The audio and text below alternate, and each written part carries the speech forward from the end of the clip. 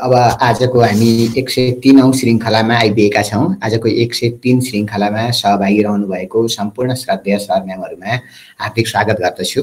अब यो 103 श्रृङ्खलासम्मको यात्रा निकै नै सहजताका साथ अगाडि बढेको छ। यो सहजताको कारण हजुरहरु सबैजनाको साथ सहयोग हो र यसको विश्वासको आधार पनि हो। अहिले यहाँ विभिन्न सर म्यामहरु हुनुहुन्छ, जस्तो अब विभिन्न क्षेत्रका सर म्यामहरु रहनुहुन्छ, क्लस्टरको सर म्यामहरु पनि रहनु भएको छ।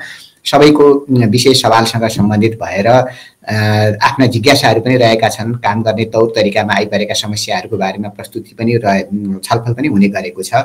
यो सबै सन्दर्भलाई आधार मानेर हामीले यो रिफर्म डायलगमा 4 हप्ता कहिलेकाहीँ 5 हप्ता हुन्छ, 4 हप्तासम्ममा हरेक हप्तामा हामी कस्ता विषयवस्तुहरुमा छलफल गर्छौं भनेर हामीले कुराकानी सार्वजनिक गरेका थियौं। त्यो मध्ये अहिले तेस्रो हप्ता हो। तेस्रो हप्तासँग सम्बन्धित भएर अलिकति प्रोक्युरमेन्ट पोलिसीसँग सम्बन्धित कुराकानी र त्यसको नीतिगत पक्षसँग सम्बन्धित भएर कुराकानी गर्ने हाम्रो यो हप्ताको कार्यक्रम हो। त्यसै अनुसार हामी तयारी भएका छौं।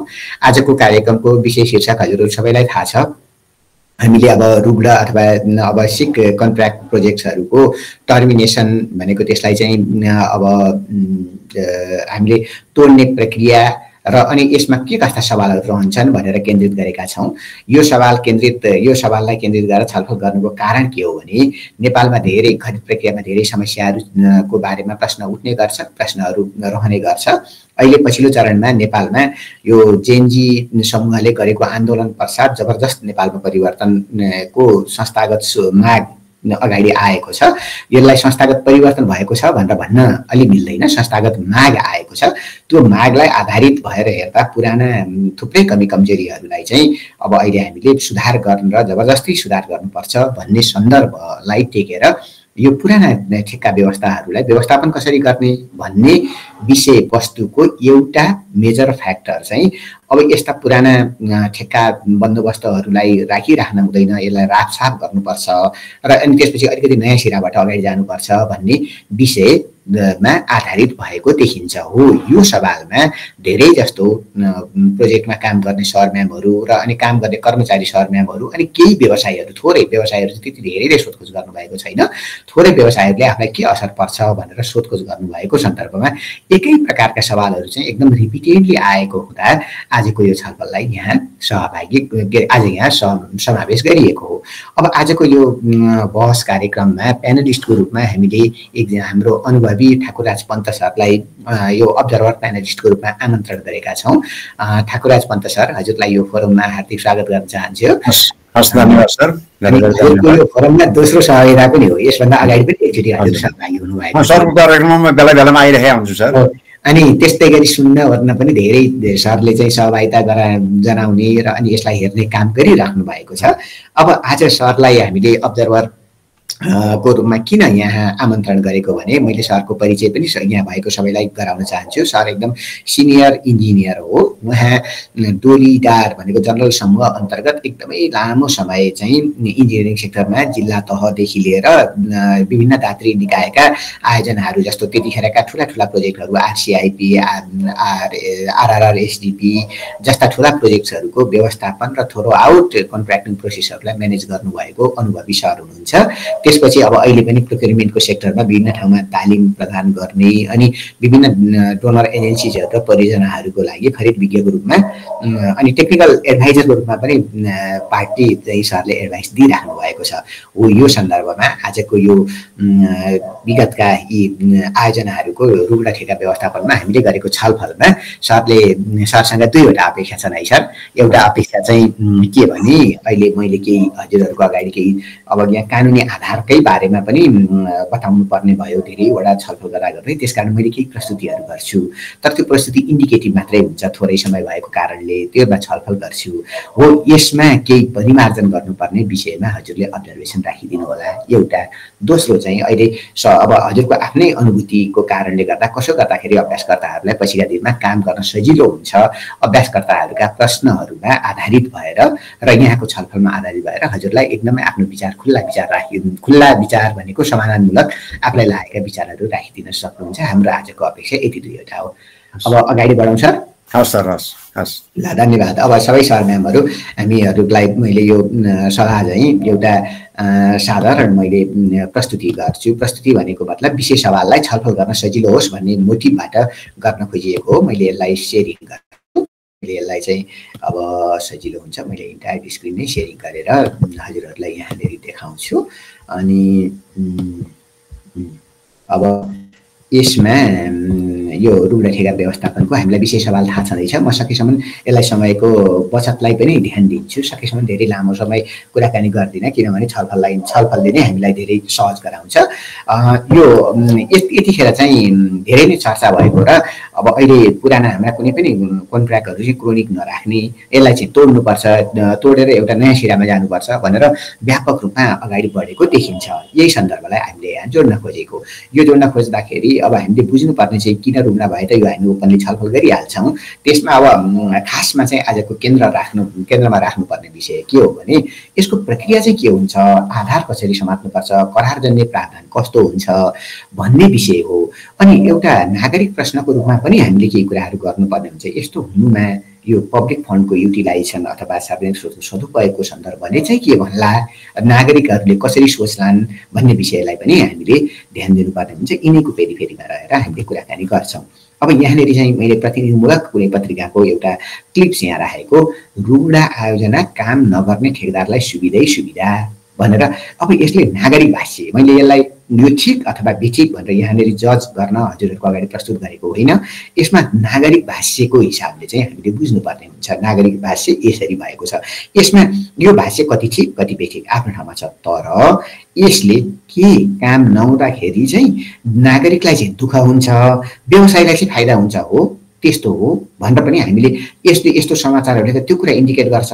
अब यसका चाहिँ पाटाहरू सबै ठिक होलान् नहोलान्, हामीले यो कुरालाई पनि मनन गर्नुपर्ने हुन्छ। हामी यो नागरिक भाष्य यसरी बन्दै गएको सन्दर्भलाई पनि हामीले चिरेर केही कुराहरू अगाडि बढ्नुपर्ने हुन्छ। यो भाष्यमा धेरै हदमा यो भाष्य केही हदमा ठिक छ, तर धेरै हदमा यो भाष्य ठिक नहुन पनि सक्छ जस्तो देखिन्छ। अब यसैको रिभर्समा राखौँ। अब अहिले विभिन्न समाचारहरू हामीले देख्छौँ। मैले एउटा प्रतिनिधिमूलक समाचार मात्रै यहाँ राखेको, हुलाकी सडकसहित 17 रुग्ना ठेका तोड्ने प्रक्रिया तीव्र। अब यो तीव्र भनेको यो समाचार लेखेको पनि तीव्र भनेको पनि निकै दिन भइसक्यो भनेपछि यो तीव्र भएपछि त्योभन्दा पछाडि कहाँ पुग्छ भन्ने विषयले पनि हामीले के यसको अचुक उपाय चाहिँ यही मात्रै हो त, हामीले यसरी पनि हामीले विचार गर्नुपर्छ। समाचारको यो दुईटाले हामीलाई केही कुरा इन्डिकेट गर्छ। अब यो तीव्र भएकाहरूमध्ये यो ठेक्का सम्झौता अन्त्य गर्ने कुनै दुईवटा सूचनाहरूका तीनवटा सूचनाहरूको केही प्रतिनिधिमूलक केही घटनाहरू केही कुराहरूलाई बताउँछु। यसमा अब जस्तो असोजको 31 गते देखिएको एउटा विभिन्न सूचनाहरूलाई हेर्दाखेरि यो सूचनामा हामीले पहिला के कारणले चाहिँ हामीले ठेक्का सम्झौता अन्त्य गर्न खोजियो, कारण पहिला मैले यहाँ 3टा विषयलाई हामीले खोज्नुपर्छ। 3टा विषय, पहिलो विषय कारण, दोस्रो विषय कानुनी आधार, तेस्रो विषय समय। अब यो 3टा विषयलाई खोज्नु। यसमा हेर्दाखेरि अब यहाँ कुनै एउटा कार्यालय होला, तपसिल बमोजिमका ठेक्का अन्तर्गत का डट कार्यको प्रगति सन्तोषजनक नरहेको। अब कारण एउटै यो रहेछ, प्रगति सन्तोषजनक नरहेको, लामो समय व्यतीत हुँदा पनि कार्य प्रगतिमा सुधार नभएको भनेपछि ओर प्रोग्रेस पनि एउटा क्वालिटी सन्तोषजनक काम पनि राम्रो छैन र अनि त्यो ओर प्रोग्रेस पनि टाइमली भइरहेको छैन, अनि आफूले गरेको फलोअपको आधारमा पनि सुधार भएको छैन। अब यसले कारण देखायो होला यसले। अनि पेश भएको कार्यतालिका बमोजिम कार्य नभएको, फेरि पनि कार्यतालिका बमोजिम काम भएन, साथै काम सम्पन्न गर्नेतर्फ अग्रसर नदेखिएको हुँदा किन ठेक्का अन्त्य नगर्ने कारणलाई यसरी देखिएको छ। अब यो कारणको उचित भनेको यो कारण पनि चाहिँ सही छ कि छैन भनेर पनि पुष्टि गर्नुपर्ने हुन्छ। कारण यहाँनिर अब योभन्दा बाहेक अरू त यो त छोटो सूचनामा मात्रै देखिएको राखेको विषय भयो, यसको चाहिँ विस्तृतीकरण पक्कै पनि निर्णयमा होला, हामीले त्यसरी एजुम गर्नुपर्ने हुन्छ। अब यसमा कारणलाई लेखिएको, यसमा लेखेको देखिन्छ, कुन कस्तो त्यसलाई छोडौँ तर कारण लेखेको देखिन्छ। अब कानुनी आधारमा के लेखेको छ भने यदि भएन भने खरिद ऐन 2063 र नियमावली 64 अनुसार, अब यसलाई चाहिँ नोट गरिराखौँ यो कानुनमा। अहिले कानुन चाहिँ यो अब के देखिया छ, खरिद ऐन 2063 र खरिद नियम 2064, यसलाई नोट गरिराखौँ। यसको फेरि अन्तिममा हामीले कुराकानी गर्नुपर्ने हुन्छ। अब यो ठेक्का चाहिँ कहिलेको रहेछ भनेर यसो हेर्दाखेरि 70-71 भनेको 1 दशक अघि नागिसकेको, 72-73 1 दशक भएको, 72-73 1 दशक भएको, 68-69 भनेको 1 दशक भन्दा पनि बढी अवधि व्यतीत भइसकेको भनेपछि यो 1 दशकभन्दा बढी अवधि व्यतीत भइसकेको सन्दर्भमा यसमा पटक पटकको अवस्था के छ, यसको चाहिँ सुरु कन्ट्र्याक्टदेखि अन्तिम कन्ट्र्याक्टको पिरियड कस्तो हुन्छ। जस्तो अर्को एउटा सूचनामा हेरौँ, 75 सालमा सम्झौता गरिएको थियो, म्याद थप सहितको यो सुरु सम्पन्न गर्नुपर्ने अवधि होइन, म्याद थप सहितको अवधि यसको करिब 4 वर्ष प्लस 4 वर्षभन्दा पनि बढी जस्तो देखिन्छ। यहाँनेरि 74 सालमा सुरु भएको थियो, म्याद थप प्लस गर्दाखेरि पनि यहाँ पनि 4.5 वर्ष, यहाँ पनि 4.5 वर्षसम्म पुगेको प्रोजेक्ट जस्तो देखिन्छ। अब यसलाई मात्रै आकलन गरियो भनेदेखि यो प्रगतिले अब यहाँ चाहिँ के भने केही कुरा यहाँ थोरै प्रगति कम्प्लिट हुन बाँकी छ, यसमा चाहिँ प्रगति अलि धेरै कम्प्लिट हुन बाँकी छ। अब यो प्रगतिले यो बाँकी बिचको चाहिँ ब्रिजिङ किन भएर बाँकी कम्प्लिटनेसमा किन गएन। जस्तो कतिपय सरम्यामहरूलाई यहाँनेरिकोमा यो त हामीले 80% अथवा 90% काम सकिसकेपछि त सारभूत रूपमा काम सम्पन्न गरेको भनेर मान्न अनि ओर कम्प्लिट त्यस्तो रिपोर्ट दिन हुन्छ कि हुँदैन भन्ने पनि धेरैवटाले सधैँभरि भन्ने गर्नुहुन्छ। यहाँ त 94% सकिएको अवस्थामा पनि यो त काम चाहिँ सकिएन, तिम्रो कन्ट्र्याक्ट पो हुनु कि नहुनु पो भनेको छ त, हामीले हो यसरी हेर्नुपर्ने हुन्छ। अब यो समयले पक्कै पनि योभन्दा बढी आकलन गरेको छ होला। त्यसरी नोट यसबाट एउटा कानुनलाई यहाँनेरि नोट मात्रै गरौँ, यसको विस्तृतीकरण अब पछाडि गर्छु।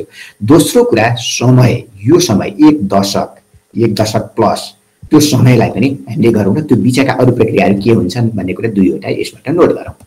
अब यसले के इन्डिकेट गर्छ भने यो काम गराउनका लागि चाहिँ गर्न भनेको व्यवसायी पक्षबाट, गराउन भनेको चाहिँ सार्वजनिक निकायको पक्षबाट प्रयासका विषयहरूलाई यसले इन्डिकेट कतै न कतै खोजेको छ कि भनेर यो पिक्चरले यहाँनेरिबाट खोज्छ। अब अर्को एउटाबाट हेरौँ, अर्को एउटामा हेर्दाखेरि यही कारण यसमा के गरिएको थियो, कानुनी आधार खोज्दाखेरि यहाँनेरि के लेखिएको थियो, खरिद ऐनको 63, खरिद न्यायको 64। अब यहाँनेरि अलिकति स्पेसिफिक देखिन्छ। एउटा यो स्पेसिफिक देखिएको विषय के देखिन्छ भने यो चाहिँ मैले यो कन्ट्र्याक्ट तोड्न खोज्दैछु, यो तोड्न खोजेको कन्ट्र्याक्टको कारण चाहिँ र त्यसको चाहिँ राखिएको विषय अथवा परिपालन नभएको विषय सम्झौताको यो क्लज भनेको जनरल कन्डिसन अफ कन्ट्र्याक्ट भनेको सम्झौतामा भएको यो क्लजमा आधारित छ है भनेर भनिएको छ भनेपछि यसका लागि पक्कै पनि यो क्लजसँग सम्बन्धित तयारी यसले गरेको होला भनेर एजुम गर्नुपर्ने हुन्छ।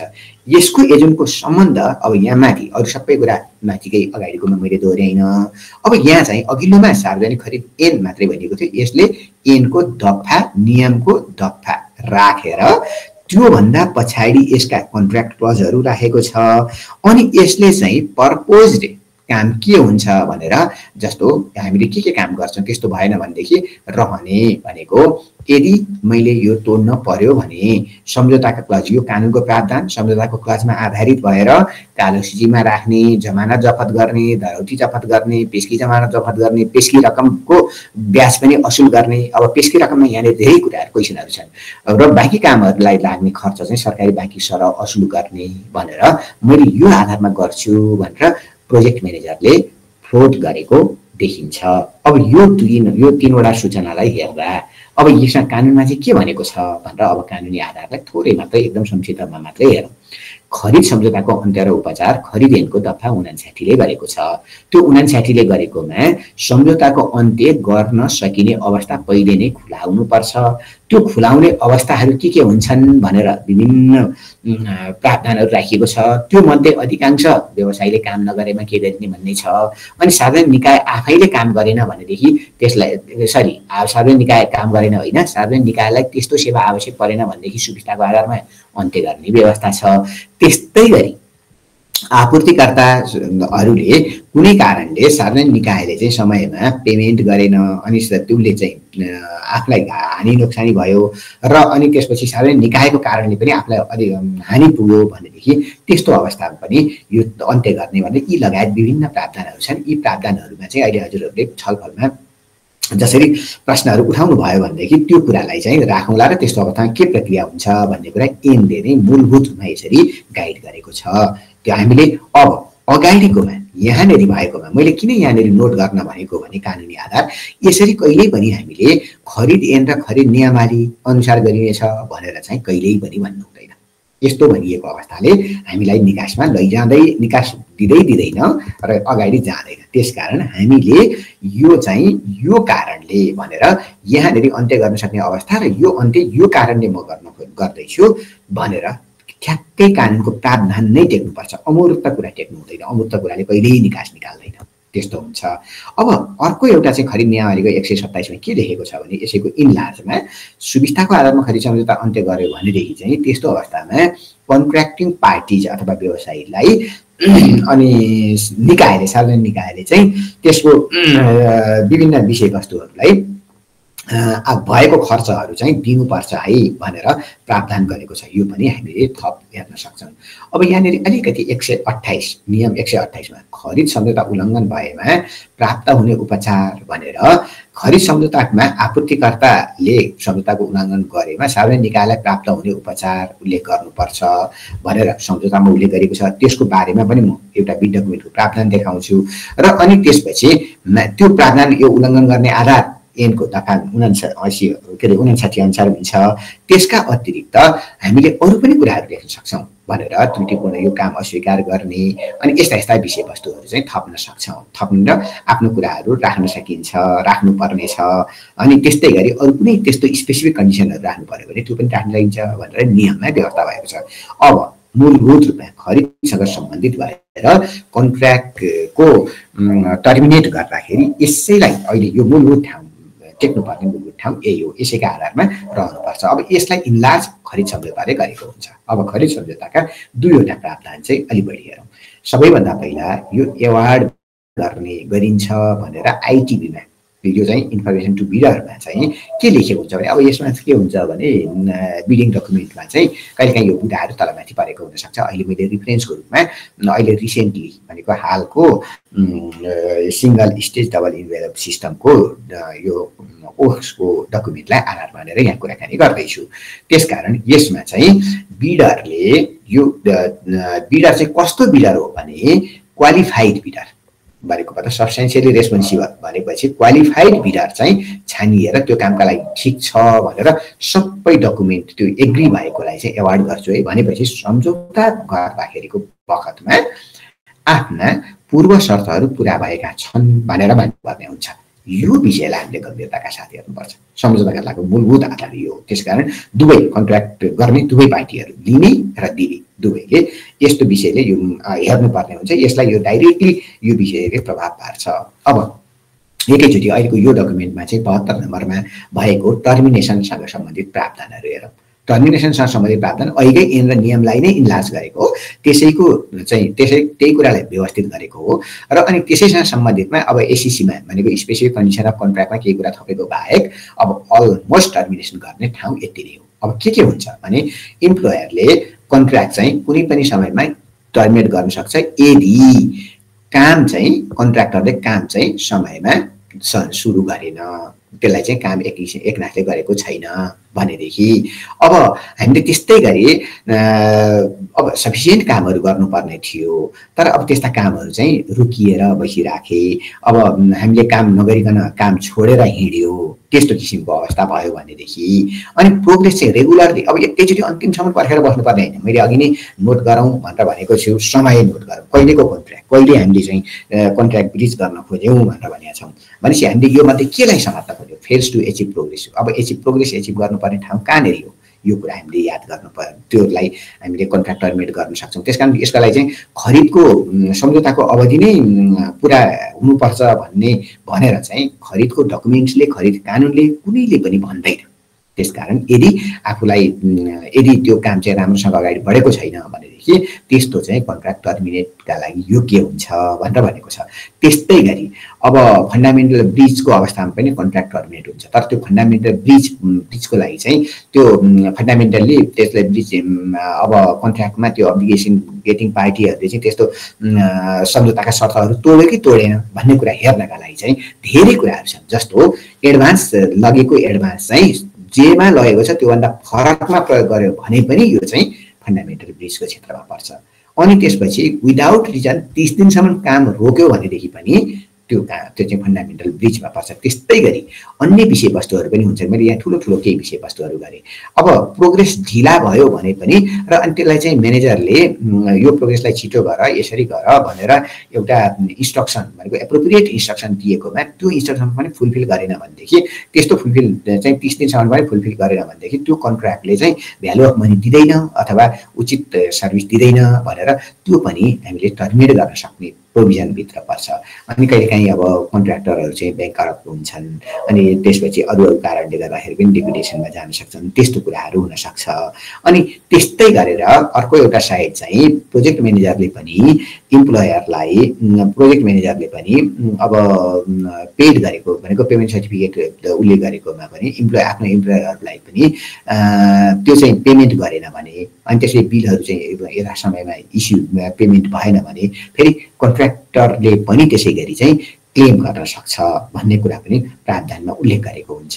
अनि यस्तै गरेर फेरि अब केही त्रुटि छ सच्याउ भनेको छ, त्यस्ता सच्याउने कुराहरूलाई सच्याएन र त्यो चाहिँ क्वालिटी एस्योर गरेन भने यहाँ खरिदमा क्वालिटीको कुरा पनि उत्तिकै महत्त्वपूर्ण हुन्छ।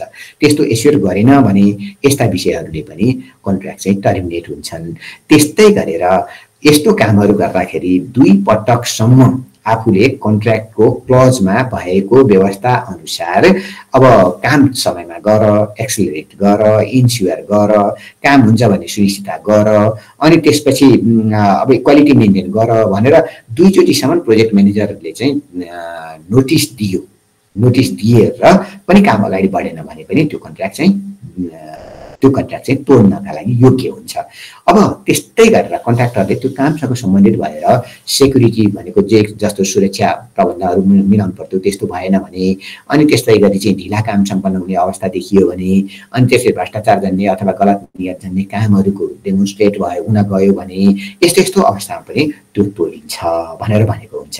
त्यसकारण हामीले यसमा के ध्यान दिनुपर्छ भने अब यो सुविस्ताको आधारमा तोडिने कुराहरू बाहेक है, मैले सुविस्ताको आधारमा तोड्ने भनेको चाहिँ अहिले यतिखेर सुविस्ताको आधारमा तोड्न खोजेका कन्ट्र्याक्टरहरूको कुराकानी यहाँ गर्न खोजिएको त छैन, तर अहिले छलफलमा आवश्यक पर्यो भने त्यो पनि कुराहरू हामी गरौँला।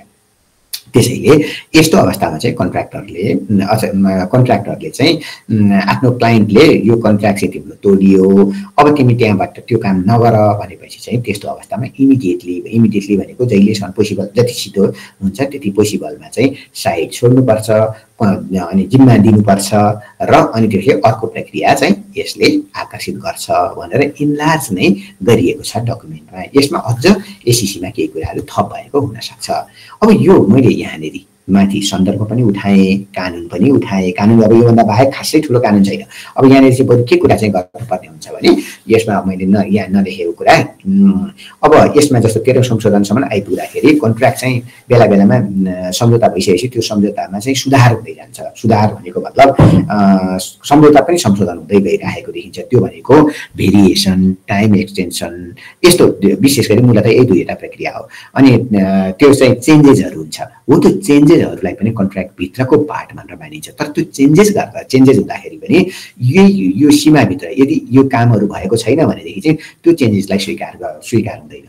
जस्तो अब एकचोटि 13औं संशोधन अनि त्यस्तै गरी चाहिँ 6औं संशोधन यी पिरियडहरूमा चाहिँ पहिला जस्तो भयो भने पनि एकपटकका लागि चाहिँ पहिलाको यो सबै गरेको छ भने पनि करेक्टली काम हुन सक्ने सुनिश्चित गराएर व्यवसाय प्रस्तुत हुन्छ, गराउँछु भनेर व्यवसाय प्रस्तुत हुन्छ र अनि त्यो सुनिश्चित हुन्छ, काम हुन्छ भनेर चाहिँ क्लाइन्टले त्यसलाई म्यानेजरले एस्योर गर्छ भनेदेखि म्याथ थप गरेर त्यसलाई चाहिँ रेगुलराइज गर्न सकिन्छ, कन्ट्र्याक्टलाई रेगुलराइज गर्न सकिन्छ भन्ने खालको प्रावधान 13औं संशोधनसम्म भएका प्रावधानहरूले त्यो कुरा इन्डिकेट गर्छ। त्यसको मतलब के हो भने हामीले यो अहिले भनेको विषय एस्योर हुने गरी मात्रै म्याथ भएको हो, एस्योर हुने गरी मात्रै र आवश्यक भएको अनुसारको मात्रै चाहिँ भेरिएसन भएको हो भनेर कानुनले चाहिँ यसरी बुझ्छ। दबाब अथवा बाह्य प्रभाव अथवा कानुन नमिलिकन भएको भन्ने चाहिँ बुझ्दैन कुनै पनि संशोधनले। योभन्दा बाहिर गएर बाहिरबाट ठाउँ दिएको चाहिँ देखिँदैन। यो चाहिँ हामी कन्ट्र्याक्ट म्यानेजरहरूले, कर्मचारीहरूले अनि त्यस्तै गरी सेम कन्ट्र्याक्टरहरूले यो कुरा बुझ्नुपर्छ। अब त्यसो भए सवाल चाहिँ के हो त, यति हुँदाहुँदै पनि यति व्यवस्था त राम्रै रहेछ, त्यस्तो धेरै समस्या त रहेनछ, ठेक्का रुग्न किन भए? यो एउटा विषय। ठेक्का रुग्न किन भए भन्ने कुराको अब म योभन्दा पछाडि कारणहरू बताउँछु। त्यस्तै गरी अरू पनि यस्तो ठेक्का तोड्न विद्यमान कानुन अभाव हो, व्यवस्थापनमा अब जिम्मेवारी यो दायरा कस्तो हुन्छ, अनि अन्य करारजन्य प्रावधानहरूले चाहिँ का कारणले गर्दाखेरि व्यवसायले छुट्टै संरक्षण प्राप्त गर्ने ठाउँ पनि रुम पनि रहन्छ वा रहँदैन, यो कुरालाई पनि अब हामीले छलफल गर्नुपर्छ। अनि यस्तोमा सार्वजनिक स्रोतको सदुपयोगको प्रश्नलाई पनि हेर्नुपर्छ, भ्यालु अफ मनीको पनि।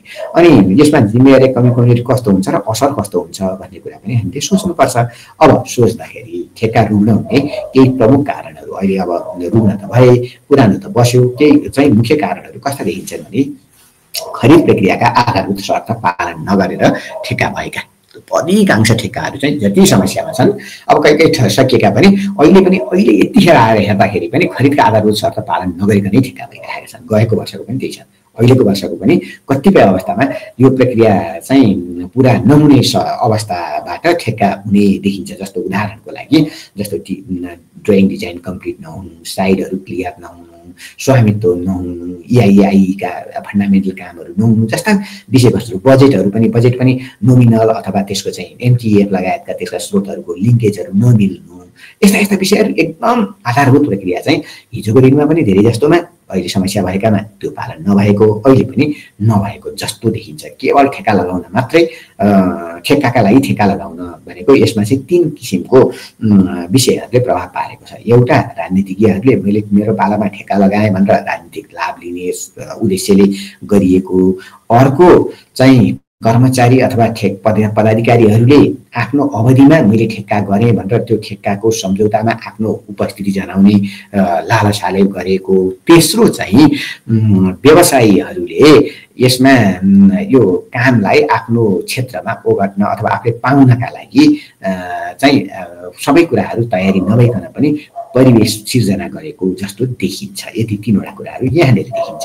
अनि अर्को चाहिँ ठेक्का त सम्झौता गरियो, अब ठेक्का सम्झौता गरिसकेपछि चाहिँ काम गर्न गराउनु चाहिँ दुवै पक्ष उदासीन भएको कारणले यो देखिन्छ। अर्को बजेटमा निरन्तरता नहुने र अनि भएकोमा पनि पर्याप्त स्रोत विनियोजन नहुने कारणले पनि, बजेटै नभएको कारणले पनि अरू कुरा हुँदा पनि समस्या भएका देखिन्छन्। अर्को चाहिँ केही केसहरूमा के हुन्छ भने समयमा भुक्तानी नभएको कारणले पनि व्यवसायीले अब काममा चाहिँ स्रोत भनेको रनिङ क्यापिटल्सको अभावको कारणले गर्दा पनि सोचे जस्तो काम नहुँदा अनि त्यसपछि पछिल्ला चरणमा त्यो व्यवसायी पनि विशेष अर्थमा फस्दै गएर अनि पेमेन्टको समस्या अथवा स्रोतको समस्याको कारणले पनि अनि काम नभएको भन्ने त्यो पनि देखिन्छ। अर्को चाहिँ सहयोगी क्षेत्रहरू जस्तै सामग्री चाहिन्छ, अनि साइट क्लियरेन्स चाहिन्छ, जस्तो अब ढुङ्गा गिटी बालुवा यता निर्माण सामग्री यस्तै विभिन्न किसिमका सहयोगी कामहरू हुन्छन्। अनि अरू सहयोग सरकारी निकायले सहयोग गर्नुपर्छ, जस्तो जमिनको लागि मालपोत, नापी,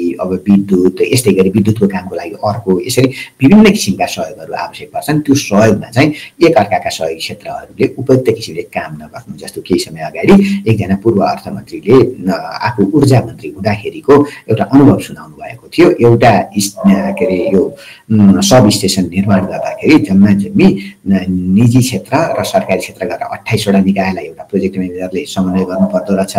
अनि त्यो प्रोजेक्ट म्यानेजर ती 28वटा निकायमा पुग्दाखेरि ती 28वटा निकाय सबैले त्यो प्रोजेक्ट म्यानेजरलाई आफूले कृपा गरिदिएको ठान्नु हुँदो रहेछ। यस्तो किसिमको समस्या रहेछ, यो हामीले चाहिँ चिर्न पर्ने धेरै कुराहरू रहेछ भनेर आफ्नो अनुभूतिलाई औपचारिक कार्यक्रममा सुनाउनु भएको थियो। हो, यो कुरा चाहिँ हामी दिनै भेट्छौँ, जसले गर्दा ठेक्का चाहिँ रुग्ण भएको छ। अब अर्को चाहिँ ठेक्का चाहिँ मूल्यको स्थिरता र पूर्वानुमान नभएको कारणले अब जस्तो व्यवसायले कहिलेकाहीँ समय घटिहाल्ला अथवा मैले प्राइस एडजस्टमेन्ट अथवा अर्को मूल्य पाउँछु कि भनेर त्यो अनावश्यक होल्ड गर्ने त्यो चाहिँ एप्रोप्रिएट हामीसँग सूचना नहुँदाखेरि र त्यो विश्वास नहुँदाखेरि पनि ठेक्काहरू रुग्नमा गएका देखिन्छन्। अर्को चाहिँ ठेक्का रुग्नमा जानुमा चाहिँ एउटाले ठेक्का पायो अनि उसले बिचमै अघोषित रूपमा बेचिदियो, बेचिदिइसकेपछि काम गर्ने मान्छे एउटा, ठेक्का पाउने मान्छे अर्कै, अनि त्यसरी बिचमा अलपत्र पर्दै जाने गएर यस्तो भएको देखिन्छ। अब त्यस्तै गरी राजनीतिक वा अन्य तयारीका कारणले पनि हुन्छ, त्यसलाई म अहिले पछि कुरा गरौँला। तयारी राम्रो नहुँदाखेरि डिजाइन लगायतका विषयवस्तुहरू नै तयारी नभएको कारणले गर्दा ओहो गर्नुपर्ने काम त यस्तो, अर्को चाहिँ अहिले भएन भनेर हुन्छ। अर्को चाहिँ स्थानीय विवादमा राजनीतिकरण, अति नै सानसाना कुराहरूमा पनि विवाद हुने, विवादमा चाहिँ राजनीतिकरण भएपछि त्यसले चाहिँ अनावश्यक काम हुने, सबल उपस्थिति स्रोत साधन सबै हुँदाहुँदै पनि त्यसले खरिदमा काम गर्न नदिने अवस्था देखिन्छ। अर्को चाहिँ बाह्य स्वार्थको दबाब भनेको अब यसलाई अरू भाषाबाट आफैले सबैले बुझ्न सकिन्छ। जस्तो अब अनावश्यक रूपमा चन्दा माग्ने, आफ्नो स्वार्थ अनुसारको प्रयोग गर्ने गराउने, नभएदेखि अवरोध गराउने, त्यो किसिमको अवस्था देखिन्छ। अनि केही अवस्थामा चाहिँ काबु बाहिरको परिस्थितिले पनि खरिदहरू अवरुद्ध भएका छन्, रुग्न भएका छन्। त्यो काबु बाहिरको परिस्थिति समयमा पुष्ट्याइ नभइदिँदा र अनि प्रोजेक्ट म्यानेजर र अनि कन्ट्र्याक्टर दुईटाले समयमा एप्रोप्रिएटली डकुमेन्टेसन नगर्दा र एप्रोप्रिएट डिसिजन नलिँदाखेरि पछिल्लो चरणमा समस्या भएको देखिन्छ। अनि कतिपय कन्ट्र्याक्टहरूमा चाहिँ प्रविधि उपयुक्त नभएको कारणले पहिले एक किसिमले काम गर्ने भनिएको थियो, समय चेन्ज भइसक्यो बाहिर, तर उपयोग चाहिँ त्यसै गरी गर्नुको अब चेन्ज गर्न नि मिलेन, संशोधन गर्न नि मिलेन, यसरी पनि केही आएको छ। अब अलिकति पछिल्लो चरणमा हामीले विचार गर्नुपर्ने चाहिँ के भने अब यसमा भन्न मिल्ने नमिल्ने होइन, भन्नु नै पर्ने हुन्छ।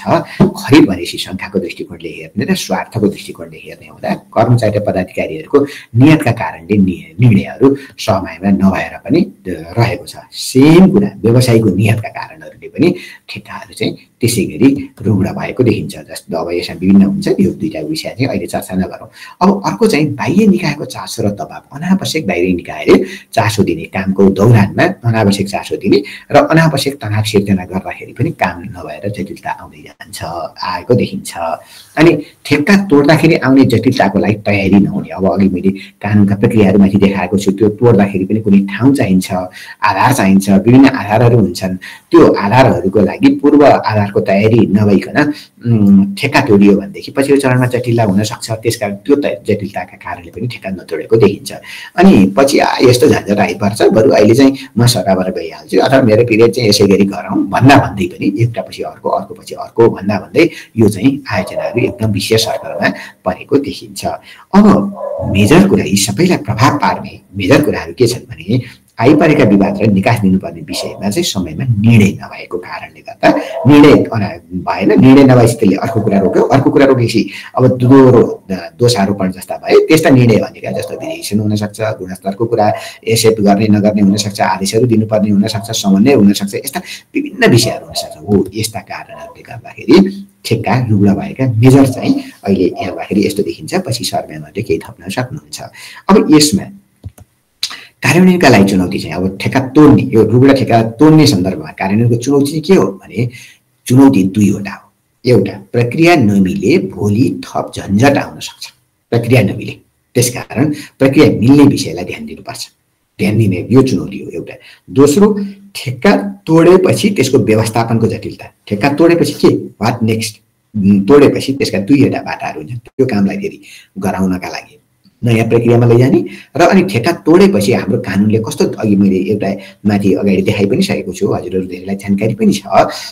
ठेक्का तोडिसकेपछि त्यसमा चाहिँ व्यवसायीको स्रोत पनि जफत हुन्छ र काम बाँकी रहेको कामको क्षतिपूर्ति भनेको त्यो काम पनि, काम गराउने मूल्य पनि व्यवसायबाट लिनुपर्ने गरी कानुन छ। त्यसकारण यो दुईटा कम्प्लेक्सिटीले एउटा चाहिँ विशेष सर्कलमा फस्दै जान्छ। त्यसकारण यसमा अब चाल्नुपर्ने समाधानको उपाय चाहिँ के हो भने यसका लागि पहिला कानुन सम्बद्ध प्रक्रिया नै हामीले अवलम्बन गर्नुपर्छ।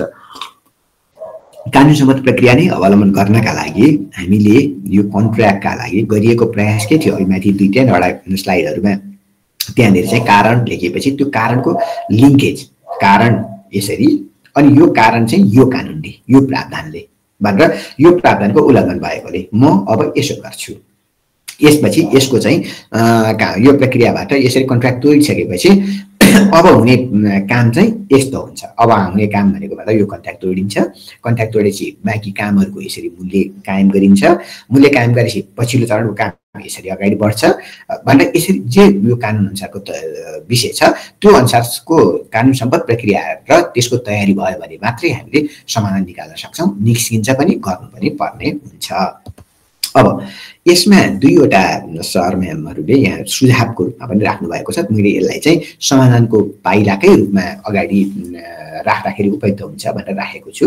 सरले, एकजना सरले पठाउनु भएको छ, ठेक्का व्यवस्थापन गर्न लाग्ने सही समयको अनुमान निर्धारण गर्ने विधि चाहिँ हाम्रो आफ्नो आफूले काम गर्दाखेरि कतिखेर कुन सिजनमा काम हुन्छ कस्तो हुन्छ त्यो किसिमको चाहिँ हामीसँग त्यस्तो टेक्निकल नोट्स त्यस्तो एनालाइसिस त्यस्तो डकुमेन्ट्सहरू नभएको कारणले पनि हामीले यो ठेक्कालाई यथासमय सम्पन्न गर्न नसकेनौँ कि हामीले हचुवाको भरमा किटानी गर्दैछौँ कि यो विषयको पनि चर्चा भइदिएदेखि हुन्थ्यो समाधानका लागि यसले समाधानमा अगाडि लैजान्छ भन्ने एउटा सुझावात्मक कुराहरूलाई पनि मैले यहाँ समाधानको एउटा साँच्चै नै यो एउटा समाधानको तरिका भोलिका दिनहरूका समाधानमा चाहिँ यो एउटा ठेक्का व्यवस्थापन गर्दाखेरि तयारी त एकातिर छँदैछ तयारीको प्रक्रिया त्यो तयारीको साथमा चाहिँ यसलाई काम गर्दाखेरि कुन समयमा कति समय लाग्ने हो एप्रोप्रिएट कार्यान्वयन गर्ने तौर तरिका कस्तो हो भनेर यसको चाहिँ म्यापिङ पनि हामीसँग हुने अवस्था भयो भने चाहिँ पछिल्लो दिनमा यस्ता रुग्ला ठेक्काहरूको सङ्ख्या कम हुने गरी नयाँ खरिद प्रक्रियाहरू अगाडि जान सक्छ भन्ने छ। अर्को एकजना सर राख्नुभएको सुझाव पनि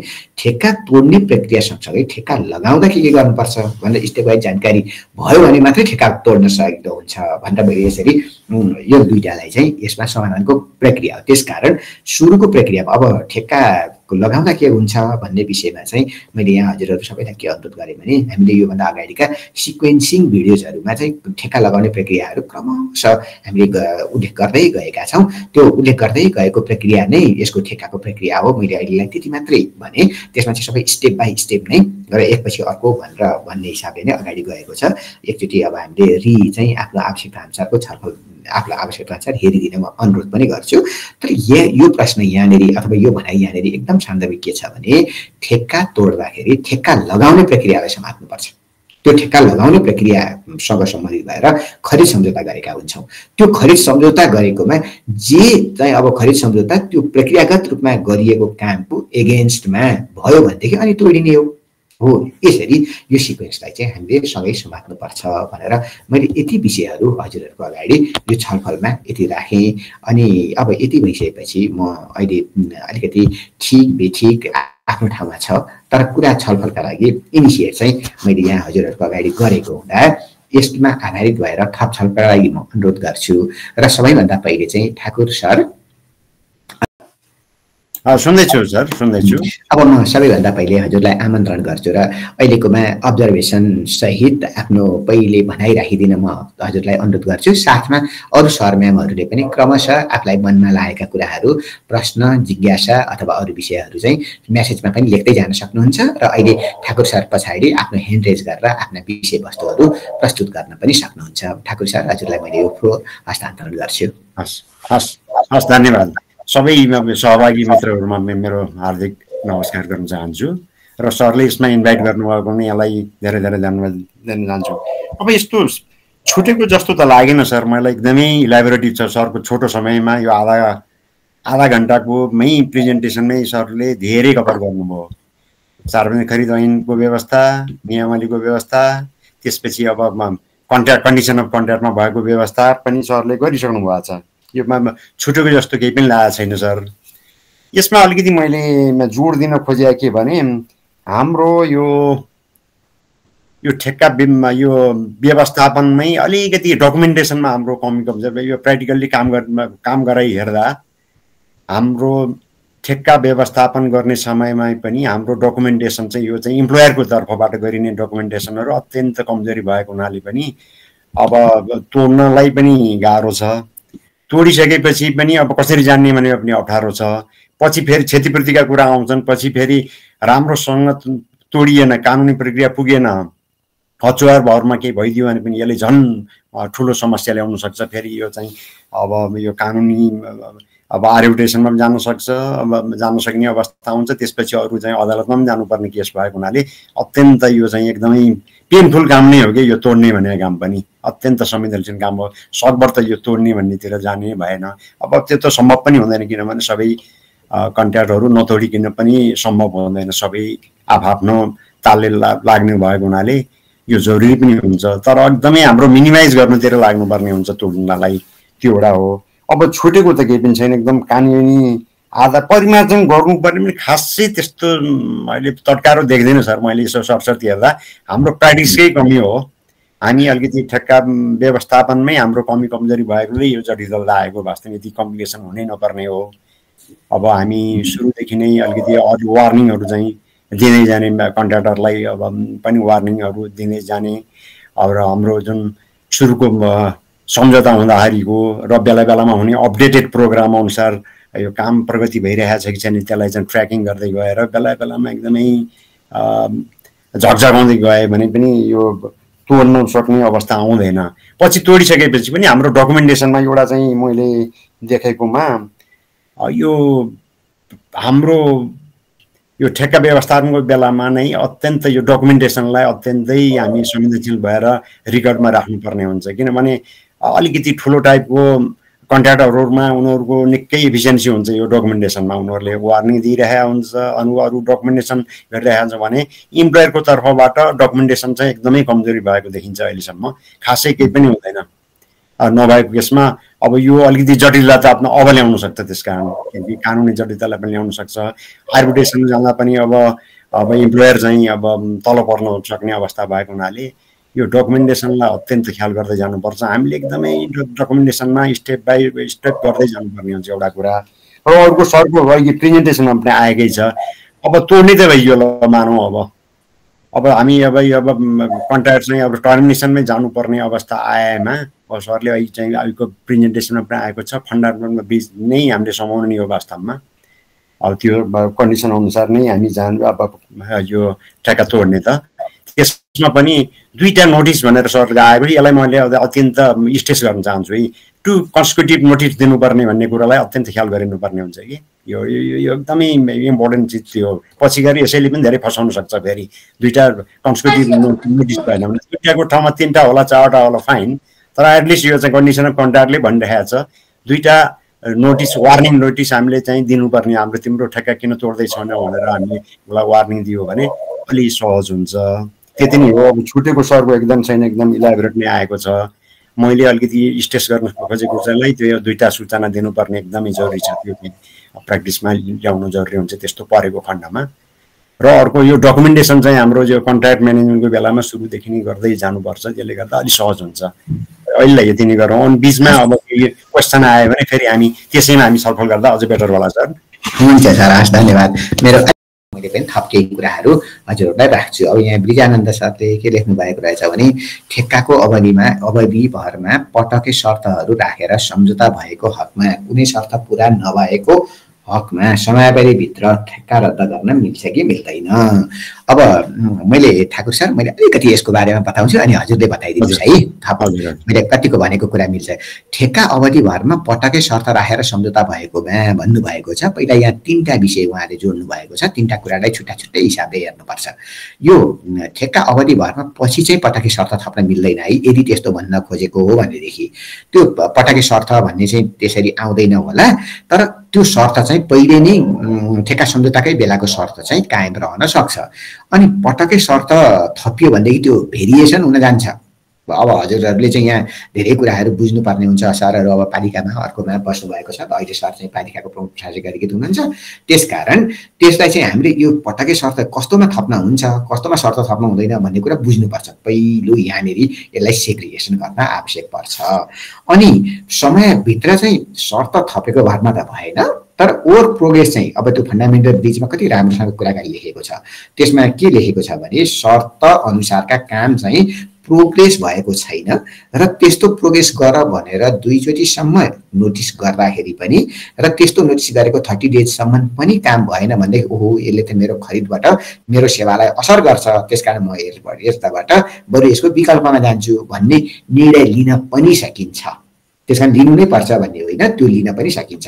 यसरी हामीले विचार गर्नुपर्छ। त्यसकारण बिचमा पनि ठेक्का रद्द गर्न चाहिँ मिल्छ, तर त्यसको अर्को प्रक्रिया चाहिँ के भनेर विचार गर्नुपर्छ। ठाकुर सर मैले भनेको कुरामा करेक्सन सहित हजुरको भनाइ राखिदिनुहोस् न। खास करेक्सन गर्नुपर्ने अवस्था छैन सर, ठिक छ, ठिक छ, राम्रोसँग चाहिँ उत्तर भएको छ। सायद अब पार्टिसिपेन्ट्सबाट पनि अझै इलाबोरेट गरौँ भने अझै बेटर होला त्यसैमा उहाँको भन्नु खोजेको। अनि अब अदालतबाट पुनः ठेक्का कायम भयो भने त्यो ठेक्का रद्द गर्ने पदाधिकारीलाई कानुनी यसको चाहिँ बारेमा अहिले लास्टमा गरौँला है ब्रिजानन्द सर। दोस्रोमा अब म यहाँ सर म्यामहरूले ह्यान्ड रेज गर्नुभएको छ, म ह्यान्ड रेज गरेको सर म्यामहरूलाई आफ्नो विचारको लागि अनुरोध गर्छु। सबभन्दा पहिले सुरेश पाण्डे सर हजुरलाई अनुरोध गर्छु। उपस्थित सम्पूर्ण सरहरूमा नमस्कार। यो ठेकेदारले पटक पटकको अनुरोधलाई व्यवस्था गरेमा सार्वजनिक निकायले ठेक्का किन नतोड्ने भन्दै यो 15 दिने सार्वजनिक सूचना जारी गर्दो रहेछ। यो त ठेक्काको अन्तिम चरणमा आएर सार्वजनिक निकायले जवाफ माग्यो, जुन बाध्यात्मक परिस्थिति जस्तो देखियो। सुरुवाती चरणमै जवाफदेही बनाउन कस्तो शर्त राख्नु पर्ला ताकि ठेक्का चाहिँ रुग्न हुन नपाओस्? आइइइआइएको गलत प्रावधानले पनि समयमै ठेक्का लाग्न नसक्दा आयोजना योजना रुग्न भएको भन्ने सुनिन्छ। ठेक्का रुग्न हुनुमा इआइए र आइइई कतिको जिम्मेवार? अनि मेरो अर्को प्रश्न चाहिँ जुन स्थानमा आयोजना निर्माण हुने हो सो ठाउँमा स्थानीयवासीले ठेक्का लागेको धेरै समयपछि मात्र आयोजनाको बारेमा जानकारी पाउँछन्। समयमै सूचित हुन नपाउँदा स्थानीयवासीहरूको असन्तुष्टि, अवरोध, विवाद आयोजनाप्रति देखिँदै आएको छ। समयमै सुसूचित गरी स्थानीय अपनत्व स्वामित्व अभिवृद्धि गर्न कुन कुन पक्षले कस्तो कस्तो भूमिका खेल्नु पर्ला? हस्, धन्यवाद। ल, 3वटा प्रश्न गर्नुभएको छ, धन्यवाद सर, राम्रो छ। एकछिनमा आउँछु है, हजुरकोमा अनम्युट गरेर त्यसपछि आउँछु। अब कीर्ति सुवेदी सर, हजुरलाई अनुरोध गर्छु। सरलाई धेरै धेरै नमस्कार, ठाकुर सरलाई पनि नमस्कार, अनि सबै साथीहरूलाई। म चाहिँ एउटा कुनै नगरपालिका विशेषको एउटा केस छ, सानो 2 मिनट त्यसको स्टोरी भन्छु होइन। त्यसपछि अलि यसमा कसरी जानु पर्यो भन्ने कुरोमा अलिकति हजुरहरूसँग राय लिन खोजेको। जस्तो सुरुमा चाहिँ नगरपालिकासँगै जोडिएको केही जग्गामा क्यान्टिन बनाउने भनेर एक किसिमको सूचना निकालेर कन्ट्याक्ट हुन्छ, अनि त्यसको पछि चाहिँ अर्कै डिपिआर बनाएर अर्कै काम गरिन्छ, अनि त्यसपछि जनप्रतिनिधि चेन्ज हुन्छन्। होइन, यहाँ क्यान्टिन होइन भवनै बनाउनु पर्छ भनेर फेरि अर्कै स्ट्रक्चर अनुसार उसँग सम्झौता नभए ठेकेदारलाई चाहिँ यसरी काम गर भनेर निर्देशन दिइन्छ। अनि त्यसपछि त्यो अनुसारको चाहिँ सूचना त हुँदैन पहिलाको, अनि त्योसँग ठेक्का गरिँदैन। अनि अहिले चाहिँ अब त्यो ठाउँ पनि अकुपाई भएको छ, नयाँ काम पनि त्यहाँ सुरु गर्न पाइँदैन, उसलाई पैसा तिर्न हामीसँग पैसा पनि छैन। अब त्यो ठाउँ खाली गराउने अथवा नयाँ तरिकाले अगाडि बढ्नलाई चाहिँ कुन विधि सजिलो होला? उसँग चाहिँ एक किसिमको पहिलाको एग्रिमेन्ट भएको छ, त्यसको पैसा छैन, त्यो अनुसारको काम पनि भएको छैन भने नयाँ व्यवस्था अनुसारको चाहिँ डिपिआर अनुसार नयाँ चाहिँ हामीले इस्टिमेट बनाएर पछि अर्को तरिकाले काम गरिरहेको छौँ, त्यो अनुसार चाहिँ उसले काम गरिरहेछ। अब यस्तो तरिकाले अब अब चाहिँ हाम्रो पालिकाबाटै त्यो किसिमको निर्देशन भएर ठेकेदारले त्यो अनुसार काम गर्यो। अब ठेकेदारले त चाहिँ छोड भनेर भन्न नि सकिएन। अनि उसले चाहिँ अदालतमा मुद्दा हाल्यो। अदालतमा मुद्दा हालेपछि अदालतले चाहिँ यो स्थानीय सरकारको अधिकार क्षेत्रको विषय हो, त्यो त्यही मिलाऊ भन्छ। अब यो विषयमा केही निर्णय पनि गर्न सकिँदैन। अनि त्यो ठाउँ चाहिँ अति इम्पोर्टेन्ट छ, साँगुरो ठाउँ छ नगरपालिकाको, त्यहाँ तत्काल अर्को बिल्डिङ बनाउनु पर्ने, पार्किङ स्थल बनाउनु पर्ने जस्तो छ। त्यो अहिले लथालिङ यस्तै चाहिँ जीर्ण अवस्थामा रहेको छ होइन। यस्तो अवस्था आयो भने के गर्न सकिन्छ भन्ने यसो हजुरहरूसँग अब एकचोटि सबै उनी सुनेरै एकैचोटि भन्दा उपयुक्त हुन्छ होला है ठाकुर सर। अब विनोद भट्टराई सर, हजुरको विचारको लागि म अनुरोध गर्छु सर। हजुर, सबैलाई नमस्कार। मलाई सुन्नु भएको छ? सुनिएको छ सर। हजुर, ठाकुर सर र सुभाष सरलाई विशेष नमस्कार। एकदमै यो सान्दर्भिक समसामयिक टपिकमा सरले बहस राख्नु पर्यो, मैले पनि जोइन गरेँ, यो अवसरको लागि धन्यवाद। खालि मैले अब अवेर गर्न खोजेको, मेरो कुनै जिज्ञासा भन्दा पनि अब यहाँ सब हामी यो भनौँ न प्रक्रुरमेन्टको अथवा कन्ट्र्याक्ट म्यानेजमेन्टको प्र्याक्टिसनरहरू नै छौँ। मैले खालि के चाहिँ मेरो सूचना हजुरहरूलाई सेयर गर्न खोजेको पनि सार्वजनिक खरिद ऐन संशोधन गर्ने तयारी भइराखेको छ र खास गरी फोकस चाहिँ यो अरू धेरै विषयहरू पनि छन्, त्यसमा पनि यो ठेक्का तोडेपछिको प्रक्रिया के भन्ने सन्दर्भमा अलिक बढी फोकस हुन खोजेको हुनाले हामी अभ्यासकर्ताहरूले आफ्नो आफ्नो अनुभवको आधारमा सम्बन्धित निकायमा इनपुट दियौँ भने भोलि काम गर्न सहज हुन्छ कि भनिरहेर मैले यो जानकारी गराउन खोजेँ। हस्, थ्याङ्क यू सर। धन्यवाद सर, सरले एकदमै राम्रो कुरा गर्नुभयो। अब अरुण पौडेल सर, हजुरको माइक्रोफोन ठिक छ भने हजुरको विचार सुनेर अनि त्यसपछि हामी अहिलेसम्मको छलफलमा जान्छौँ। सर नमस्कार। सबै सरलाई मैले एउटा जिज्ञासा राख्न खोजेको सर, यो ठेक्का रुग्ण भएका ठेक्काहरू तोड्ने भन्ने नै आफैमा एउटा जटिल कुरा नै हो। उनलाई कस्तो छ भने एउटा ठेक्का कुनै कन्ट्र्याक्टरसँग ठेक्का भयो, अनि ठेक्का काम गर्दै जाँदा चाहिँ डिजाइन फेल भयो, डिजाइन फेल भएपछि डिजाइन चेन्ज गर्नुपर्ने भयो। त्यसपछि कन्ट्र्याक्टरले सम्पर्कमा रहेन, कन्ट्र्याक्टरलाई पटक पटक पत्रचार गरेर सम्पर्कमा आऊ, तिम्रो एपिजी पिजी थप गर भन्दा उसले थप गरेन, सबै फेलर भइसक्यो। भने त्यस्तोलाई चाहिँ हामी कसरी चाहिँ अब तोड्नलाई चाहिँ सहजै तोड्न सक्छौँ या त्यसको पनि अझै जटिल प्रक्रिया केही छन् कि भनेर मात्र जिज्ञासा आएको सर। ल धन्यवाद सर। अब मैले अन्तिममा यहाँ आएका प्रश्नहरूमध्ये दुईवटा मेसेजमा राखेको कुरा पनि पढ्छु है ठाकुर सर, त्यसपछि अनि केही कुराहरू भन्नलाई सजिलो पनि हुन्छ। किनभने यहाँ आज अहिले जति प्रश्नकर्ता सर म्यामहरू सबैजना विचार राख्ने सर म्यामहरू हुनुहुन्छ सबै चाहिँ अब एकदम म्यानेजरहरू अनि त्यस्तै गरी इन्जिनियरहरू अनि त्यसपछि त्यस्तै गरी चाहिँ प्रमुख प्रशासनिक अधिकारी लगायत आर्थिक प्रशासनको क्षेत्रमा काम गर्ने अनुभवी व्यक्तित्वहरूकै विचारहरू यहाँ आएको छ। अब यहाँ जगदीश अर्याल सरले के लेख्नु भएको छ भने पहिला वीरानन्द सरले लेख्नु भएको कुरा यहाँ पछाडि दोहोऱ्याउँला भन्ने थियो, त्यही भएर मैले पछाडि सुनाएँ। ठेक्का रद्द गरेको अवस्थामा अदालतबाट पुनः ठेक्का कायम भयो भने त्यो ठेक्का रद्द गर्ने पदाधिकारीलाई कानुनी रूपमा के असर गर्छ भनेर भन्नुभएको छ। यसमा चाहिँ यो जवाफ दिएको पाटोलाई अरूभन्दा लास्टमा एन्सर हजुरले पनि मैले पनि र अनि अरू सहभागी सर म्यामहरूको पनि कसैले त्यसमा विचार राख्न सक्नुहुन्छ।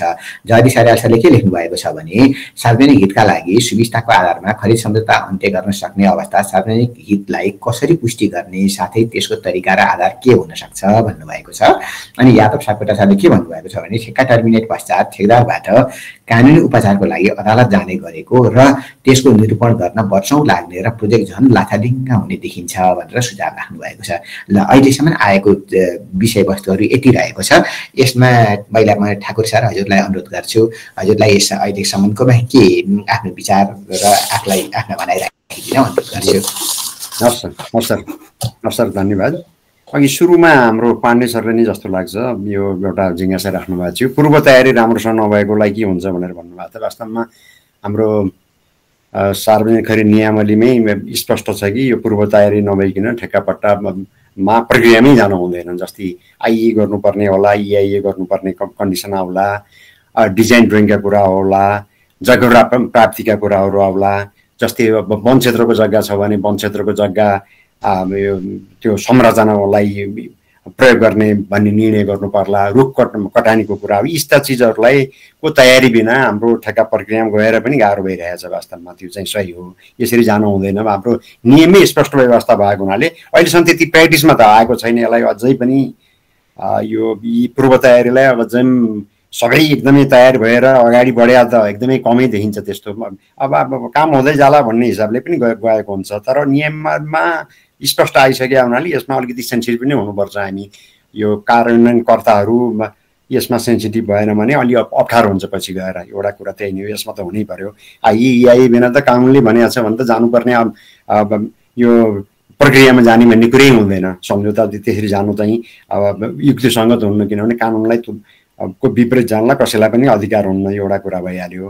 अनि अघि अलि त्यो अरुण हाम्रो अर्को एउटा नगरपालिकाको केस भन्नुभएको थियो, संरचनै परिवर्तन हो भने समयमा सायद चाहिँ त्यो भ्यारिएसन अर्डर जारी गरिदिएको भए सजिलो हुन्थ्यो होला। मैले त्यति क्वेसन पनि त्यति इलाबोरेट नबुझेर पनि हुनसक्ला। नगरपालिकामा अब एउटा क्यान्टिन बनाउने भन्ने हुनुहुन्थ्यो, क्यान्टिनको सट्टा अर्को केही कुरा गर्नु पर्यो भने यो अवस्थामा एउटा त्यही ठेक्कामै जान सक्ने यदि रुम हुन्छ भने सकिन्छ भने अब भ्यारिएसन अर्डर जारी गरेर जान सक्ने त एउटा अवस्था आउँथ्यो होला। अब त्यो कतिको अब त्यो अलिकति मैले डिटेल चाहिँ थाहा नभएको हुनाले ठ्याक्कै मैले अहिले भन्न सक्ने अवस्था भएन। मैले पनि क्वेसनलाई त्यति ट्र्याप गर्न सकिनँ। त्यो यो भ्यारिएसनले गर्न सक्ने अवस्था हुन्छ। मैले अहिले त्यति नै भन्न चाहेँ। अलिक केही चाहिँ तलमाथि गर्नु पर्यो, केही चेन्ज गर्नु पर्यो भने अब भ्यारिएसन अर्डर समयमै गर्नु पर्यो। फेरि जारी त गर्ने समयमै गरिएन भने पनि यसले ठेक्का पट्टालाई रुग्ण गराउनेमा एउटा चाहिँ चाहिँ फ्याक्टर यो पनि हो। भ्यारिएसन अर्डर चाहिँ जारी नहुँदा अप्ठ्यारो पर्छ, एउटा चाहिँ त्यो पनि हामीले ख्याल गर्नुपर्ने हुन्छ। अनि विनोद सरले निकै राम्रो चाहिँ सुझाव दिनुभएको छ, त्यसको लागि पनि धन्यवाद। वास्तवमै यो चाहिँ अब यो विधेयक चाहिँ परिमाण यो तर्जुमाकर्ताहरूलाई यो अत्यन्त राम्रो चाहिँ सुझाव हुनसक्छ जस्तो लाग्छ। किन तोड्नु भने पनि एकदम जटिल काम हो, पेनफुल काम हो। वास्तवमा त्यसपछि के गर्नु, वाट नेक्स्ट भन्नेमा गाह्रो हुन्छ। किनभने बजेट अब कहिले कता त हाम्रा ठेक्काहरू अब सुरुको ठेक्का लाउँदा 30-40% तल गए पनि हुन्छन्। अब चाहिँ काम व्यतीत हुँदै जान्छ, त्यसको लागत अनुमान बढ्दै जान्छ। त्यो रिसोर्सको जो कसरी गर्ने भन्नेमा पनि धेरै अप्ठ्यारो पर्ने अवस्था हुन्छ। यसमा अत्यन्त संवेदनशील हुनै पर्ने हुन्छ। यो तोड्ने कामै अब एकदम जटिल काममा प्रवेश गर्ने, त्यति इजी काम त हुँदै होइन। यो पक्कै पनि हुन्छ। यसमा अझ अलिकति इलाबोरेट अझ व्यवस्थित रूपमा जानुपर्ने हुन्छ लाग्छ। अब अनि त्यसपछि एउटा डिजाइन फेल भएको डिजाइन चेन्जले पनि हो यो चाहिँ यो अलिकति कम्प्लिकेसन ल्याउने विवाद पर्ने त्यो हो डिजाइन चेन्ज गर्नुपर्ने छ भने पनि अब इम्प्लोयरले तुरुन्त अब समयमै डिजाइन चेन्ज गरिदिने त्यस्तो केही छ भने पनि गर्यो भने अब यो कन्ट्र्याक्टरहरूले पनि क्लेम पनि नलाग्ने हुन्छ अहिले हामी यो आजको टपिक्समा क्लेमको कुरा त हामी गरेनौँ अब यसको अलावा पनि अब तोड्ने भन्दा पनि क्लेममै आउन सक्छ यो चाहिँ डिजाइनलाई समयमा चेन्ज नगर्ने उनीहरूलाई नोटिफिकेसन दिएन अथवा ड्रइङ डिजाइन हाम्रो इम्प्लोयरले दिनुपर्ने भन्ने चाहिँ हाम्रो कन्ट्र्याक्टमा छ भने यो हामीले समयमा दिएन भने पनि यो पनि फेरि कम्पेन्सेसन इभेन्ट नै हुन जान्छ त्यसले पनि अब पछि क्लेममा पनि जान्छ पछि हामी तोड्ने बेला पनि गाह्रो हुन्छ यसलाई ठेक्कालाई रुग्ण बनाउनलाई पनि यो पनि एउटा कारण हुन्छ जस्तो लाग्छ हजुर मैले यति एउटा मैले गरिसकेँ गरेँ अरूमा अब धन्यवाद सर हजुरले भन्नुभएको छ यहाँ पूरक प्रश्न र अरू केही कुराहरू पनि आउँछन् एकैछिन सर अनि मैले एउटा दुईटा कुराहरू जोड्न चाहेँ सरकोमा सरले भनिसक्नु भएको छ सरले कति धेरै राम्रोसँग धेरै कुराहरू गर्नुभएको छ हजुर हामी सबैले एउटा विचार गर्नुपर्छ यो प्र्याक्टिसकै कमी हो भनेर अहिले पनि भन्नुभएको थियो र डकुमेन्टेसनमा समस्या भएकै कुरा बढी ठाकुर सरले कुरा गर्नुभएको थियो हामीले त्यो कुरा एकदम ध्यान दिनुपर्छ अनि अघि के अरे अरुण सरले के भन्नुभएको थियो भने हामीले कुनै कामहरू पटक पटक फलो गरियो डकुमेन्ट गरियो अनि तर चाहिँ यो कन्ट्र्याक्ट तोड्दाखेरिलाई त्यो सूचनाहरूलाई आधार मान्ने कि नमान्ने दिने कि नदिने भनेर कुरा गर्नुभएको थियो सिद्धार्थनगर नगरपालिकाको एउटा अनुभव यहाँनिर काम लाग्छ सिद्धार्थनगर नगरपालिकामा त्यहाँको सर म्यामहरूले के गर्नुभयो भने कालो सूचीमा राख्नुपर्ने अवस्था अब यो कन्ट्र्याक्ट तोडिसकेपछि त्यतिकै सहित हुँदैन यसका अरू प्रक्रियाहरू हुन्छन् जस्तो यसपछि कालो सूचीमा राख्ने प्रक्रिया हुन्छ अनि त्यस्तै गरेर अब यसको लागि चाहिँ क्षति भनेको काम गराउनका लागि मूल्याङ्कन गर्नुपर्ने हुन्छ अनि त्यस्तै गरेर चाहिँ आफूले राखेका जमानतहरूलाई लिनुपर्ने भनेको त्यसबाट त्यो जफत गर्नुपर्ने प्रक्रियाहरू हुन्छ त्यो पुरा गर्नुपर्ने हुन्छ एडिसनल कामहरू अगाडि जान्छ त्यसका लागि उहाँहरूले के भन्नुभयो भने हामीले चाहिँ जे काम गऱ्यौँ एकचोटि सम्झाउने बुझाउने त्यो भएन भनेदेखि लेखेर नै डकुमेन्ट गराएर दिने यो चाहिँ समयमा राख्दाखेरि धेरै सजिलो हुँदो रहेछ दुःख त एकदमै दुःख हुँदो रहेछ पछि मुद्दा मामलाका लागि झनै बढी प्रमाण आवश्यक पर्ने जस्तो देखियो त्यसैले हामीले यस्ता सूचनाहरूलाई चाहिँ ओपनली यदि सूचना दिन सकिएन र अर्को आएन भनेदेखि त्यस्तो सूचना चाहिँ दुईचोटि भन्दा बढी नै गरियो दुईचोटि भन्दा कम चाहिँ गरिएन भनेर उहाँहरूले सानसानो प्रक्रियाको बारेमा कुरा गर्नुभएको थियो अघि ठाकुर राजपन्त सरले पनि यो फन्डामेन्टल ब्रिजको लागि अब मिनिमम 2 चाहिँ त्यो दुईवटा नोटिस दिनुपर्ने विषयलाई मैले बढी नोट गरेँ भनेर भन्नुभएको थियो हो यो विषय हामी सबैले एकदमै बुझ्नुपर्ने हुने रहेछ यस सन्दर्भमा चाहिँ हामीले यो फलो गर्ने कामहरू मेजर कामहरू चाहिँ के हुँदा रहेछन् र के हुन्छन् यो अहिले आजको यसको लागि र अनि यो अहिले बिचमा यो ठेक्का तोड्न तयारी गर्ने सर म्यामहरूले परामर्शमा डकुमेन्टहरू देखाउनु भएको सन्दर्भमा एउटा एडभान्ससँग सम्बन्धित कुरा हुँदो रहेछ एडभान्स परिचालनसँग अर्को वर्क सेड्युल भनेको हाम्रो कामको त्यो वर्क सेड्युल अनुसार काम भएको नभएकोसँग सम्बन्धित हुँदो रहेछ अर्को क्वालिटी कन्ट्रोलसँग सम्बन्धित हुँदो रहेछ अर्को डकुमेन्टेसनसँग सम्बन्धित हुँदो रहेछ अनि अब प्रक्रिया पालन गर्ने भनेको काम गर्दाखेरि फलो गर्दाखेरिको त्यो सबैलाई डकुमेन्टेसन मैले यहाँ कुरा गरिहालेँ अनि अर्को के हुँदो रहेछ भने कानुनका हामीले कुन प्रावधानमा आधारित भएर गर्छौँ भन्ने कुरालाई कुन प्रावधान अब ठेक्का तोड्न भनेर धेरै हाइलाइट गर्नु हुँदैन यो चाहिँ ठेक्का तोड्ने भन्दा पनि फलो गरेर काम गराउन कुन प्रावधान अनुसार फलो गर्छौँ र फलो गर्दाखेरि नै कानुनलाई हेरेर नै फलो गर्ने रहेछ अनि कन्डिसन अफ कन्ट्र्याक्टलाई हेरेर फलो गर्नुपर्ने हुने रहेछ यो विषय चाहिँ रेगुलर विषयभित्र पर्दो रहेछ अब यो जिम्मेवारी अरू नैतिकताको विषय त्योभन्दा पछाडि आउँदो रहेछ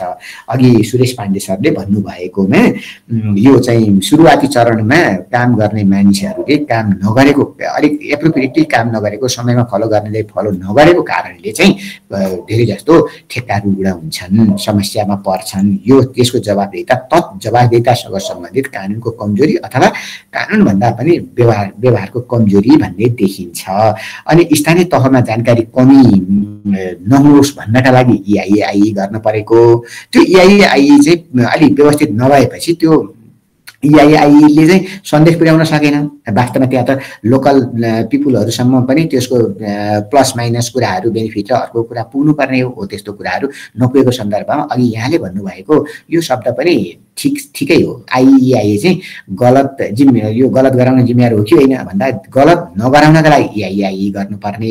तर त्यो इआइआई गर्ने प्रक्रिया पुरा नगरेपछि चाहिँ त्यो प्रक्रिया पुरा नगरेपछि त्यसले रिजल्ट नदिन पनि सक्ने देखिन्छ। अनि यो कीर्ति सरको क्यान्टिनको बारेमा चाहिँ अलिकति छुट्टै सेपरेटली नै पनि छलफल गरौँला। अस्ति हामीले वीरगञ्ज क्लस्टर एरियामा पनि त्यो विषयमा छलफल गरेका थियौँ कीर्ति सर। मैले यसलाई यति भनेर अहिलेलाई लिमिट गर्नलाई त्यहाँनिर अनुरोध गरेँ है कीर्ति सर, अन्यथा नमान्नु पर्ला है।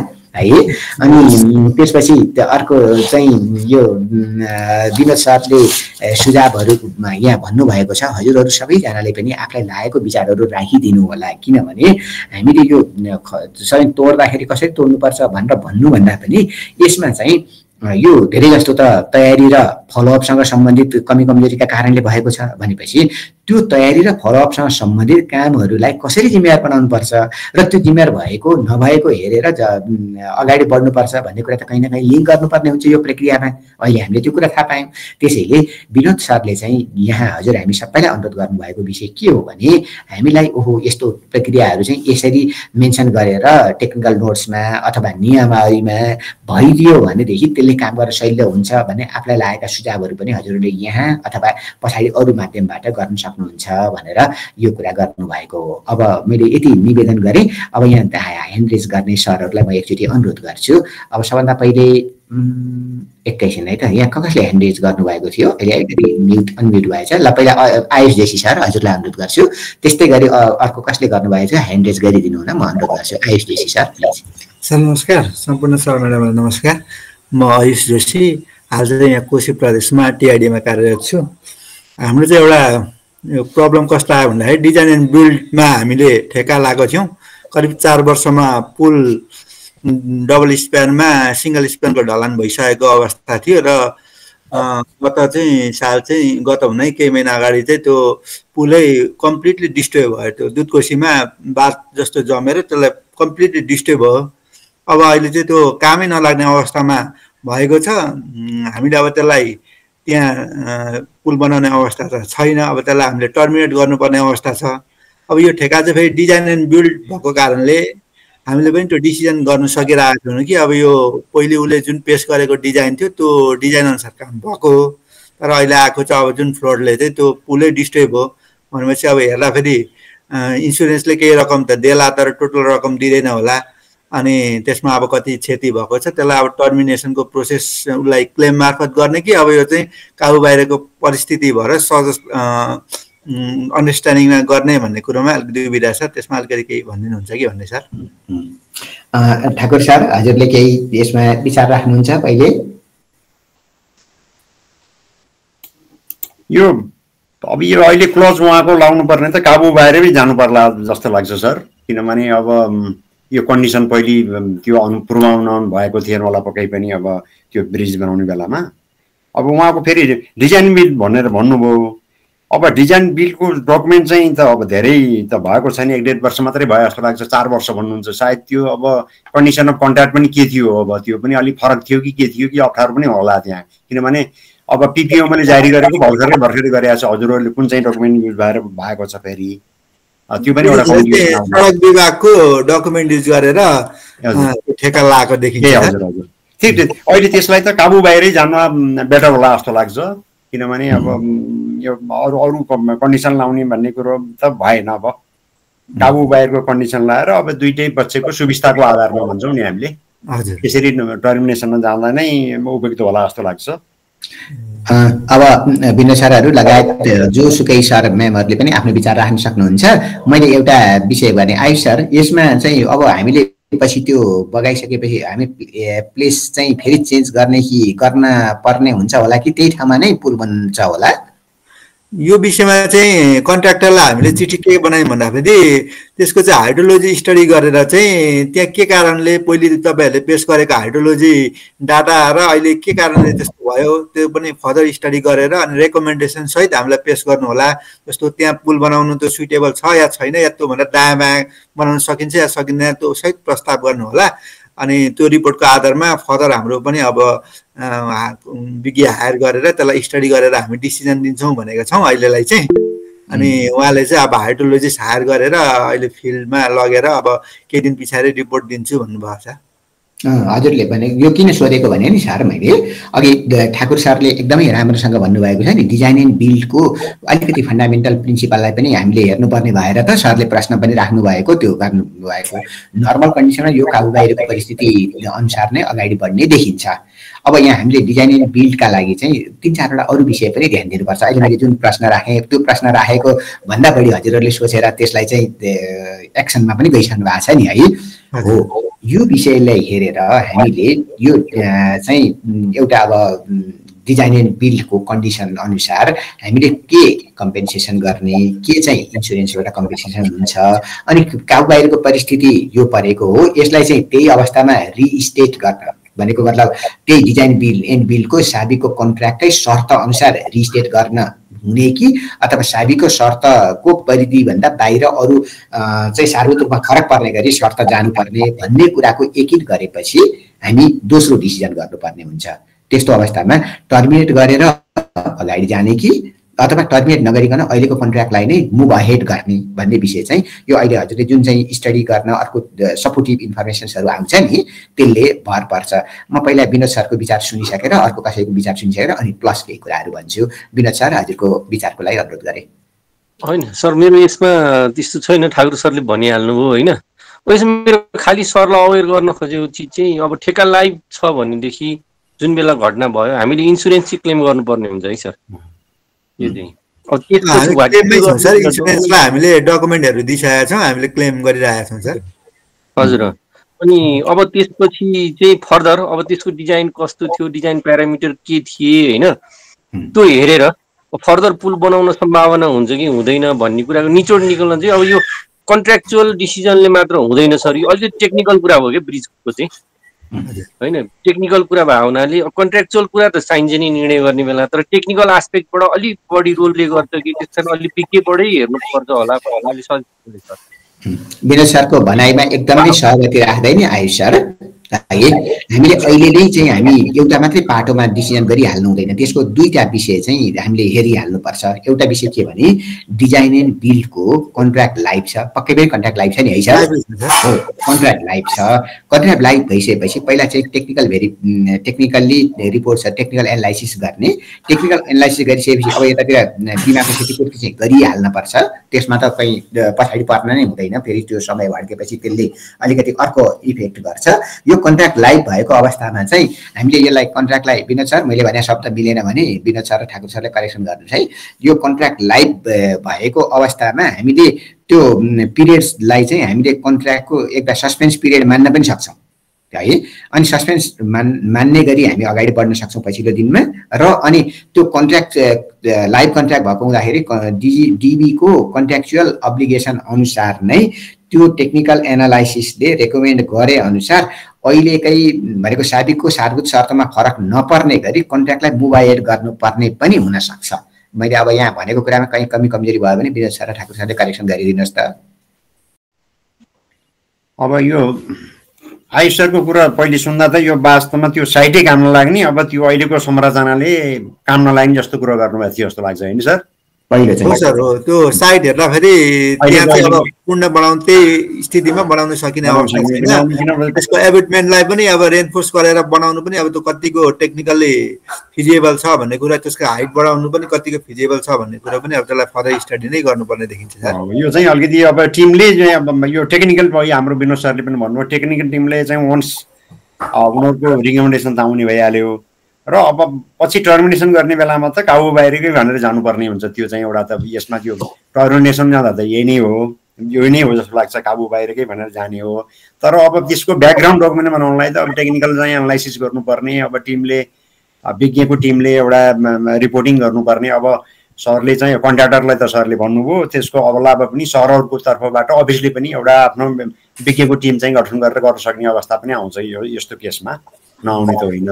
उसलाई भन्नुहुन्छ, उसले केही रिपोर्ट दिएला, त्यो रिपोर्टलाई पनि चेक गर्नलाई त विज्ञको टिमले गरिदिनु पर्यो। फेरि त्यो चाहिँ सरहरूले केयरफुल्ली हेर्नु पर्यो। यो चाहिँ अलिकति क्रिटिकली अवस्था भयो हुनाले, किनभने अब सर मैले अघि भने नि सर, सरको 4 वर्ष पुरानो भएको हुनाले अब अहिलेको पिपिएमले जारी गरेको डिबीवाला डकुमेन्ट चाहिँ अब मिल्या पनि होला नमिल्या पनि होला, कन्डिसन अफ कन्ट्र्याक्ट कस्तो छ त्यो पनि डकुमेन्टै नआएको अवस्था भयो कि त्यो पहिले। त्यो बेलामा कस्तो डकुमेन्टमा आधारमा भएर अगाडि बढेको थियो त्यो पनि एउटा त्यसले पनि प्ले गर्ने भयो। सरको कन्डिसन अफ कन्ट्र्याक्ट के थियो अब त्यसमा पनि भर पर्यो। अब अन्तिममा अब ठाउँ नै काम लाग्दैन के गर्दैन भनिसकेपछि त अब हामी काबु बाहिरमा जाने त त्यही नै होला जस्तो लाग्छ। त्यही पनि एउटा विज्ञको टिमले चाहिँ भेरिफाई गर्नु त गर्नै पर्यो, त्यो त ब्याकग्राउन्ड डकुमेन्ट त बनाउनै पर्ने हुन्छ। सरको अर्गनाइज संरचना बनाउनलाई पनि पर्यो, यसैलाई कन्टिन्यू गर्दा पनि गर्दा पनि पर्यो, तोड्नलाई पनि पर्यो, त्यो चाहिँ पर्यो। आजको यो छलफलमा चाहिँ अहिले आयुष सरले राख्नु भएको कुरा र कीर्ति सरले राख्नु भएको कुरा चाहिँ यो दुईटा अलिकति स्पेसिफिक छन् लागि यसलाई चाहिँ विथ डकुमेन्ट्स भनेको मतलब अनुभूति जान्ने कुरा मात्रै नराखेर विथ डकुमेन्ट सहित हामीले छलफल गर्न आवश्यक पर्छ है सर दुवैलाई। त्यो ठिकै हो ठाकुर सर? ठिक हो।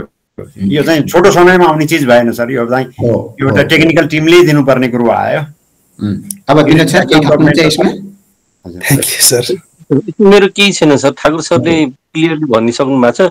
अब नर्मल ठेक्का हो भने भनेको जस्तो अब हामीले ओनर बिल्ड कन्स्ट्रक्सनको ठेक्का हो भने यसमा सुविस्ताको आधारमा फोर्स मेजरको कारणले अब गर्न सकेन भने ठेक्का तोड्न सक्थ्यौँ। तर डिजाइन बिल्ड कन्ट्र्याक्ट हुनाले डिजाइनको रेस्पोन्सिबिलिटी कन्ट्र्याक्टरको हुन्छ, क्लाइन्ट सिफ्ट गरेको हुन्छ। अब हामीले बिल्डिङ बनाउँदा इनिसियल कन्सेप्ट दिएको छौँ 1 मिटर लामो पुल हो, यसको हाइट फ्लड लेभल भन्दा यति चाहिँ हुन्छ, फ्री बोर्ड भनेर त्यस्तो के प्यारामिटर दिएका छौँ द्याट विल गभर्न कि। हामीले केही लेखेको छैनौँ, डिजाइन साइट दिएको छौँ, पुल बनाउने जिम्मा तिम्रो हो भन्ने डकुमेन्ट छ भने यो बगायो भनेर उसले हामीले ठेक्का तोड्न अलि मिल्दैन कि जस्तो लाग्छ मलाई। त्यस कारण हामीले के डेलिभर गरेको छौँ बिट डकुमेन्टमा र कुन प्रोभिजनमा बसेर कन्ट्र्याक्ट गरेको छौँ र साइटको कन्डिसन कस्तो छ यो समष्टिमा हेरेर डिसिजन गर्नुपर्ने हुन्छ होला। त्यस कारण अहिले झट्ट सुनेर अघि सरले भन्नुभएको जस्तो भन्दा पनि अब डकुमेन्ट हेरेरै अगाडि बढ्नुपर्ने हुन्छ। मैले फेरि पनि फोर्सफुल्ली स्ट्रेसफुल्ली सरलाई चाहिँ के रिक्वेस्ट गरेँ भने इन्सुरेन्सको क्लेम गर्ने कुरामा र फलोअप गर्ने कुरामा चाहिँ पछाडि नपरौँ। एकदम हस्, धन्यवाद सर। अब म अन्तिममा अलिकति यहाँ मेसेजमा लेख्नु भएको सरहरूको केही कुराकानी सर म्यामहरूको कुराकानी राख्छु। अब यहाँ के लेख्नु भएको छ भने यादव सापकोटा सरको अहिलेको मैले भनेको थिएँ यो चाहिँ अदालतमा वर्षौँसम्म लाग्छ, प्रोजेक्ट झन् लथालिङ्ग हुन्छ भन्ने कुरा एकदम हजुरले भनेको जस्तै गरी अब यो त्योभन्दा पछाडि हामीले अब कन्ट्र्याक्ट टर्मिनेट गरिसकेपछि अब फेरि अब व्यवसायी पक्ष पनि त फेरि अर्को हिसाबले त आफ्नो उपचारको खोजीमा जाने स्वाभाविकै हो, जाने हुन्छ। त्यसकारण त्योभन्दा पछाडिका अवरोध कुराहरूलाई पनि हामीले ध्यान दिनुपर्छ। त्यो एकदम उहाँले भनेको कुरा ठिक छ। सुरेश पाण्डे सरले त्यसैमा अदालत प्रक्रिया साधक कि बाधक भन्नुभएको छ। वास्तवमा यसरी बुझ्दाखेरि सबभन्दा राम्रो हुन्छ। अदालतले अघि कीर्ति सरले एकदम राम्रो एउटा उदाहरण दिनुभएको छ। यो चाहिँ विनोद सरहरू सबैजनालाई एउटा कीर्ति सरहरूको अब यो मैले अफिसको अहिले नगरिकन भने एउटा केस छ, अदालतले एउटा एकदमै राम्रोसँग आदेश दिएको रहेछ। यो ठेक्काको सन्दर्भमा चाहिँ तिमी मध्यस्थ प्रक्रिया लगायत तिम्रो अर्कै चाहिँ खरिदको व्यवस्थापकीय पाटो बाँकी नै छ, पहिला त्यो पुरा गरेर तिम्रो जिम्मेवारी हो भनेको रहेछ क्या। यो चाहिँ मैले यहाँबाट अलिकति यो कहाँ के नभनिकन भने यो चाहिँ एकदम केस अध्ययन गर्न लायकको अथवा यो चाहिँ सन्देशमूलक केस हो क्या, सही खरिदको क्षेत्रमा सन्देशमूलक केस हो।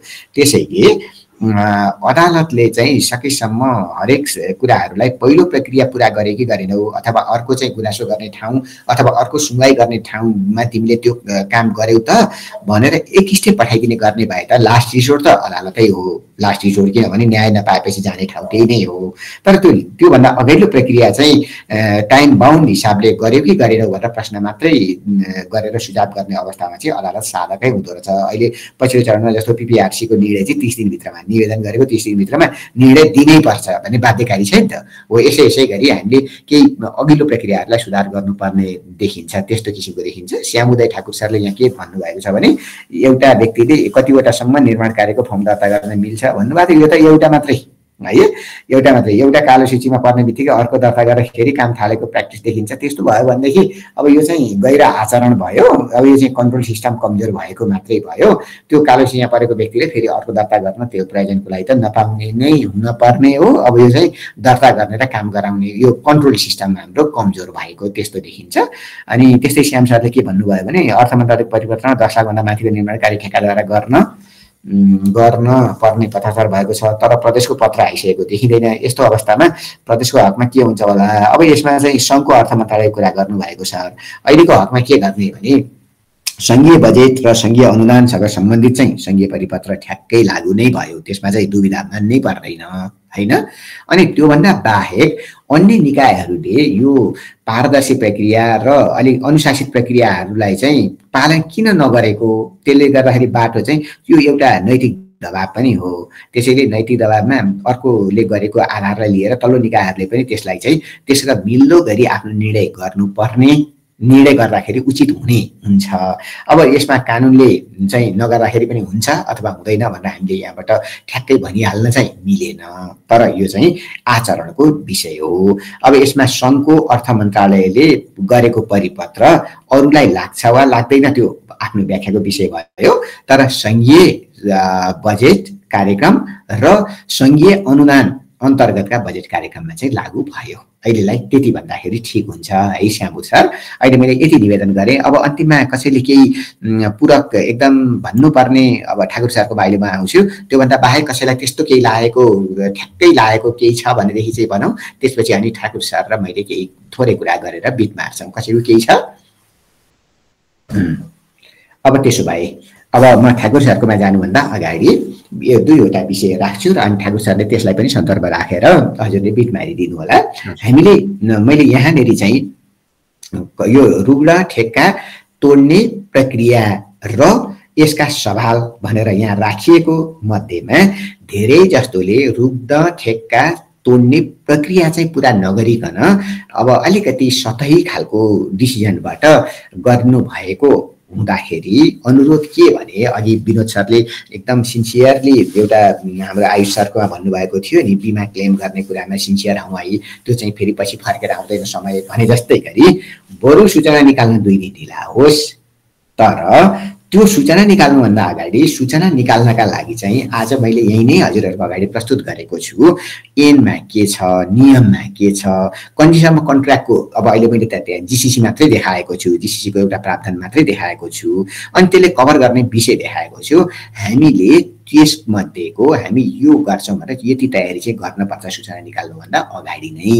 मैले यो एउटा निवेदन प्रक्रियाको लागि, यो प्रक्रियाका लागि नै भनिएको, र त्यो प्रक्रियाका लागि चाहिँ कमसेकम 2 नोटिस चाहिँ आवश्यक पर्छ। 2 नोटिस भनेको अब अहिलेको लास्ट 15 डेज नोटिसभन्दा अगाडि व्यवसायीलाई त्यो कुनै पनि कुराहरू गरिएको चाहिँ एटलिस्ट 2 नोटिस चाहिँ आवश्यक पर्छ। नत्र त्यति कारणले गर्दा भोलि अब यो त अदालती परीक्षणमा पनि पुग्न सक्ने सम्भावित विषय भयो नि त, त्यो अवस्थालाई पनि हामीले ध्यान दिनुपर्छ। मैले यहाँनिर यो चाहिँ एकदम इन्फोर्स गरेर यति एउटा निवेदन गर्न खोजेँ। अनि दोस्रो निवेदन गर्न खोजेको कुरा के हो भने यो एउटा चाहिँ जवाफदेहिताको प्रश्न पनि हो, किनभने मैले त्यहाँ समय नोटिस गरौँ भनेको थिएँ 10 वर्षसम्म। आज तोड्न मिल्छ भने 5 वर्ष अगाडि किन मिलेन, अथवा हिजो किन मिलेन, हिजो नमिल्ने भएदेखि आज कसरी मिल्यो।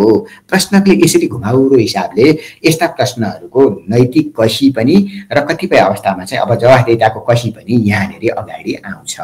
त्यसो भएको हुँदा हामीले यो कसीलाई पनि ध्यान दिएर काम हुन सक्थ्यो वा सक्दैन थियो, हुन्थ्यो वा हुँदैन थियो, खरिद प्रक्रियामा के कमजोरी नै थियो, खरिद प्रक्रियामा के कमजोरी नै थियो, त्यो यदि खरिद प्रक्रियाको कमजोरीलाई चाहिँ ढाकछोप गर्ने गरी पछिल्लो पदाधिकारीले गरियो भनेदेखि अघिल्लो पदाधिकारीको जोखिमको भार चाहिँ पछिल्लो पदाधिकारीलाई पर्छ है, अहिले गर्ने निर्णय गर्ने पदाधिकारीलाई पर्छ है।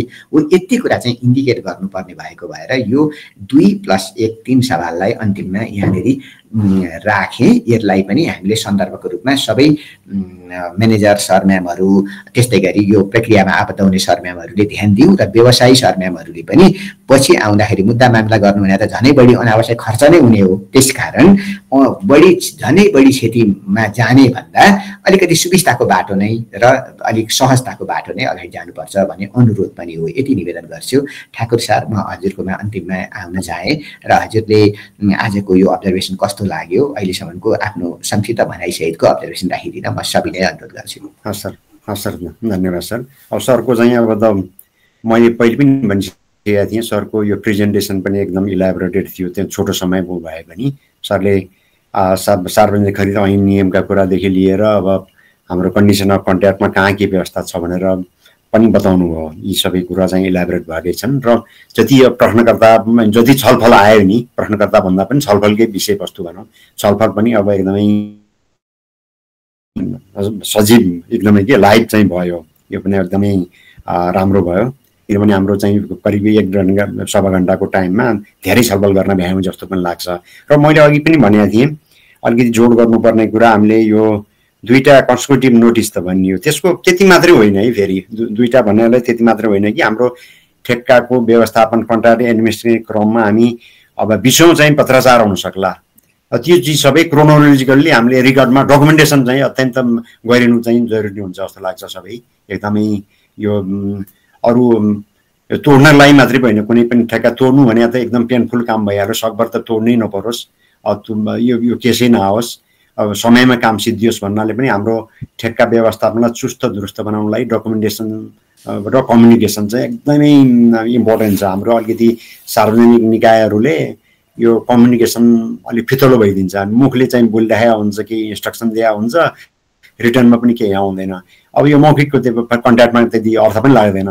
यसमा हामीले डकुमेन्टेसनमा अत्यन्त ध्यान दिनुपर्ने हुन्छ। यसले गर्दा पछि अब केस चाहिँ लिटिगेसनमा जाँदाखेरि पनि हामीलाई सहज गराउँछ, अदालतमा गइसक्यो अथवा आर्बिट्रेसनमा जाँदा पनि सहज हुन्छ। अन्यथा अब प्रायः जसो चाहिँ सार्वजनिक निकायहरू इम्प्लोयरहरूकै केस हारेकै देखिन्छ कि यो, किनभने डकुमेन्टेसनकै अभावले गर्दा अब हामी कि त यो आर्बिट्रेटरले केस हारे हुन्छ कि त अदालतमा गएपछि पनि धेरै केस चाहिँ इम्प्लोयर तल पर्ने कारणले गर्दा डकुमेन्टेसनलाई अत्यन्त ख्याल गरिनुपर्ने हुन्छ।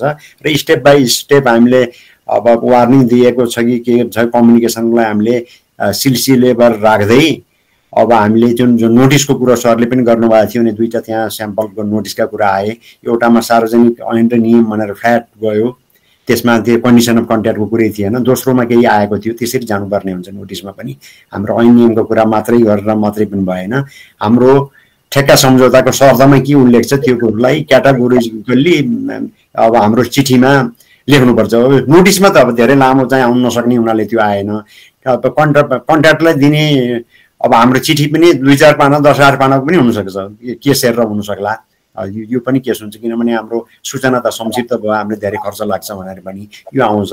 यी सबै डकुमेन्टेसनहरूलाई अत्यन्त संवेदनशील भएर गरिनुपर्ने हुन्छ, अन्यथा अब इम्प्लोयरहरू तल पर्ने केस आउन सक्ला, समयमा काम नसक्नु होला, तोड्नु भन्ने नै एकदमै पेनफुल काम मैले पहिले पनि भनिसकेको छु। यो राम्रो यो गर्नुपर्ने चिजै होइन, सकभर त यस्तो नआओस् नै भन्नुपर्ने हुन्छ। सकभरलाई हामीले कसरी हुन्छ हाम्रो भइसकेपछि कन्ट्र्याक्टलाई अब यो अन्जाममा पुर्याउनु नै पर्ने हुन्छ, यसलाई चाहिँ कन्क्लुडतिरै गर्न लाउनु पर्ने हुन्छ। टर्मिनेसन भन्दा पनि गर्ने पर्नेमा पनि हाम्रो सुरुदेखि नै हाम्रो डकुमेन्टेसनमा हामीले ख्याल गरौँ, कम्युनिकेसन र डकुमेन्टेसनमा एकदमै रिकर्डिङमा गयो भने धेरै सजिलो हुन्छ। अहिले त्यति नै हो सर, अरू अब टाइम पनि धेरै अगाडि बढिसक्यो हुनाले म यति नै बिट मार्न चाहे सर। हस्, धन्यवाद सर। ठाकुर सर, हजुरलाई हामी यो पिएफएम रिकर्ड डायलगको तर्फबाट र हामी सहभागीहरू सबैको तर्फबाट धेरै धेरै धन्यवाद र आभार व्यक्त गर्न चाहन्छौँ।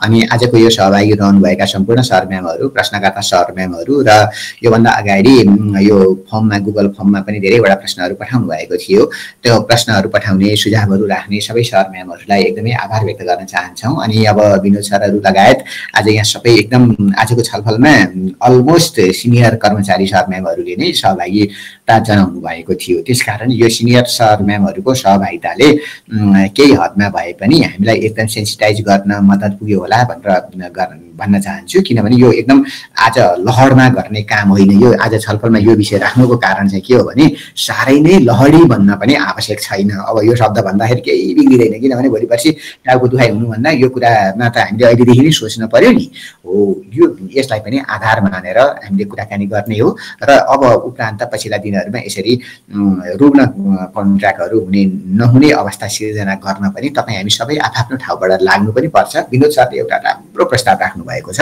त्यो प्रस्ताव भनेको मतलब हामीले यी छलफल गरेका विषयहरूबाट त हामीले धेरै डकुमेन्टेसनहरू बनाइराखेका छौँ, तर त्यसको साथमा चाहिँ हजुरहरूको मनमा पनि यो चाहिँ यसरी सुधार गर्यो भनेदेखि, यस्तो प्रक्रिया चाहिँ अवलम्बन भयो भनेदेखि त्यो प्रक्रियागत विषयवस्तुहरूले हामीलाई पछि काम गर्न सजिलो हुन्छ।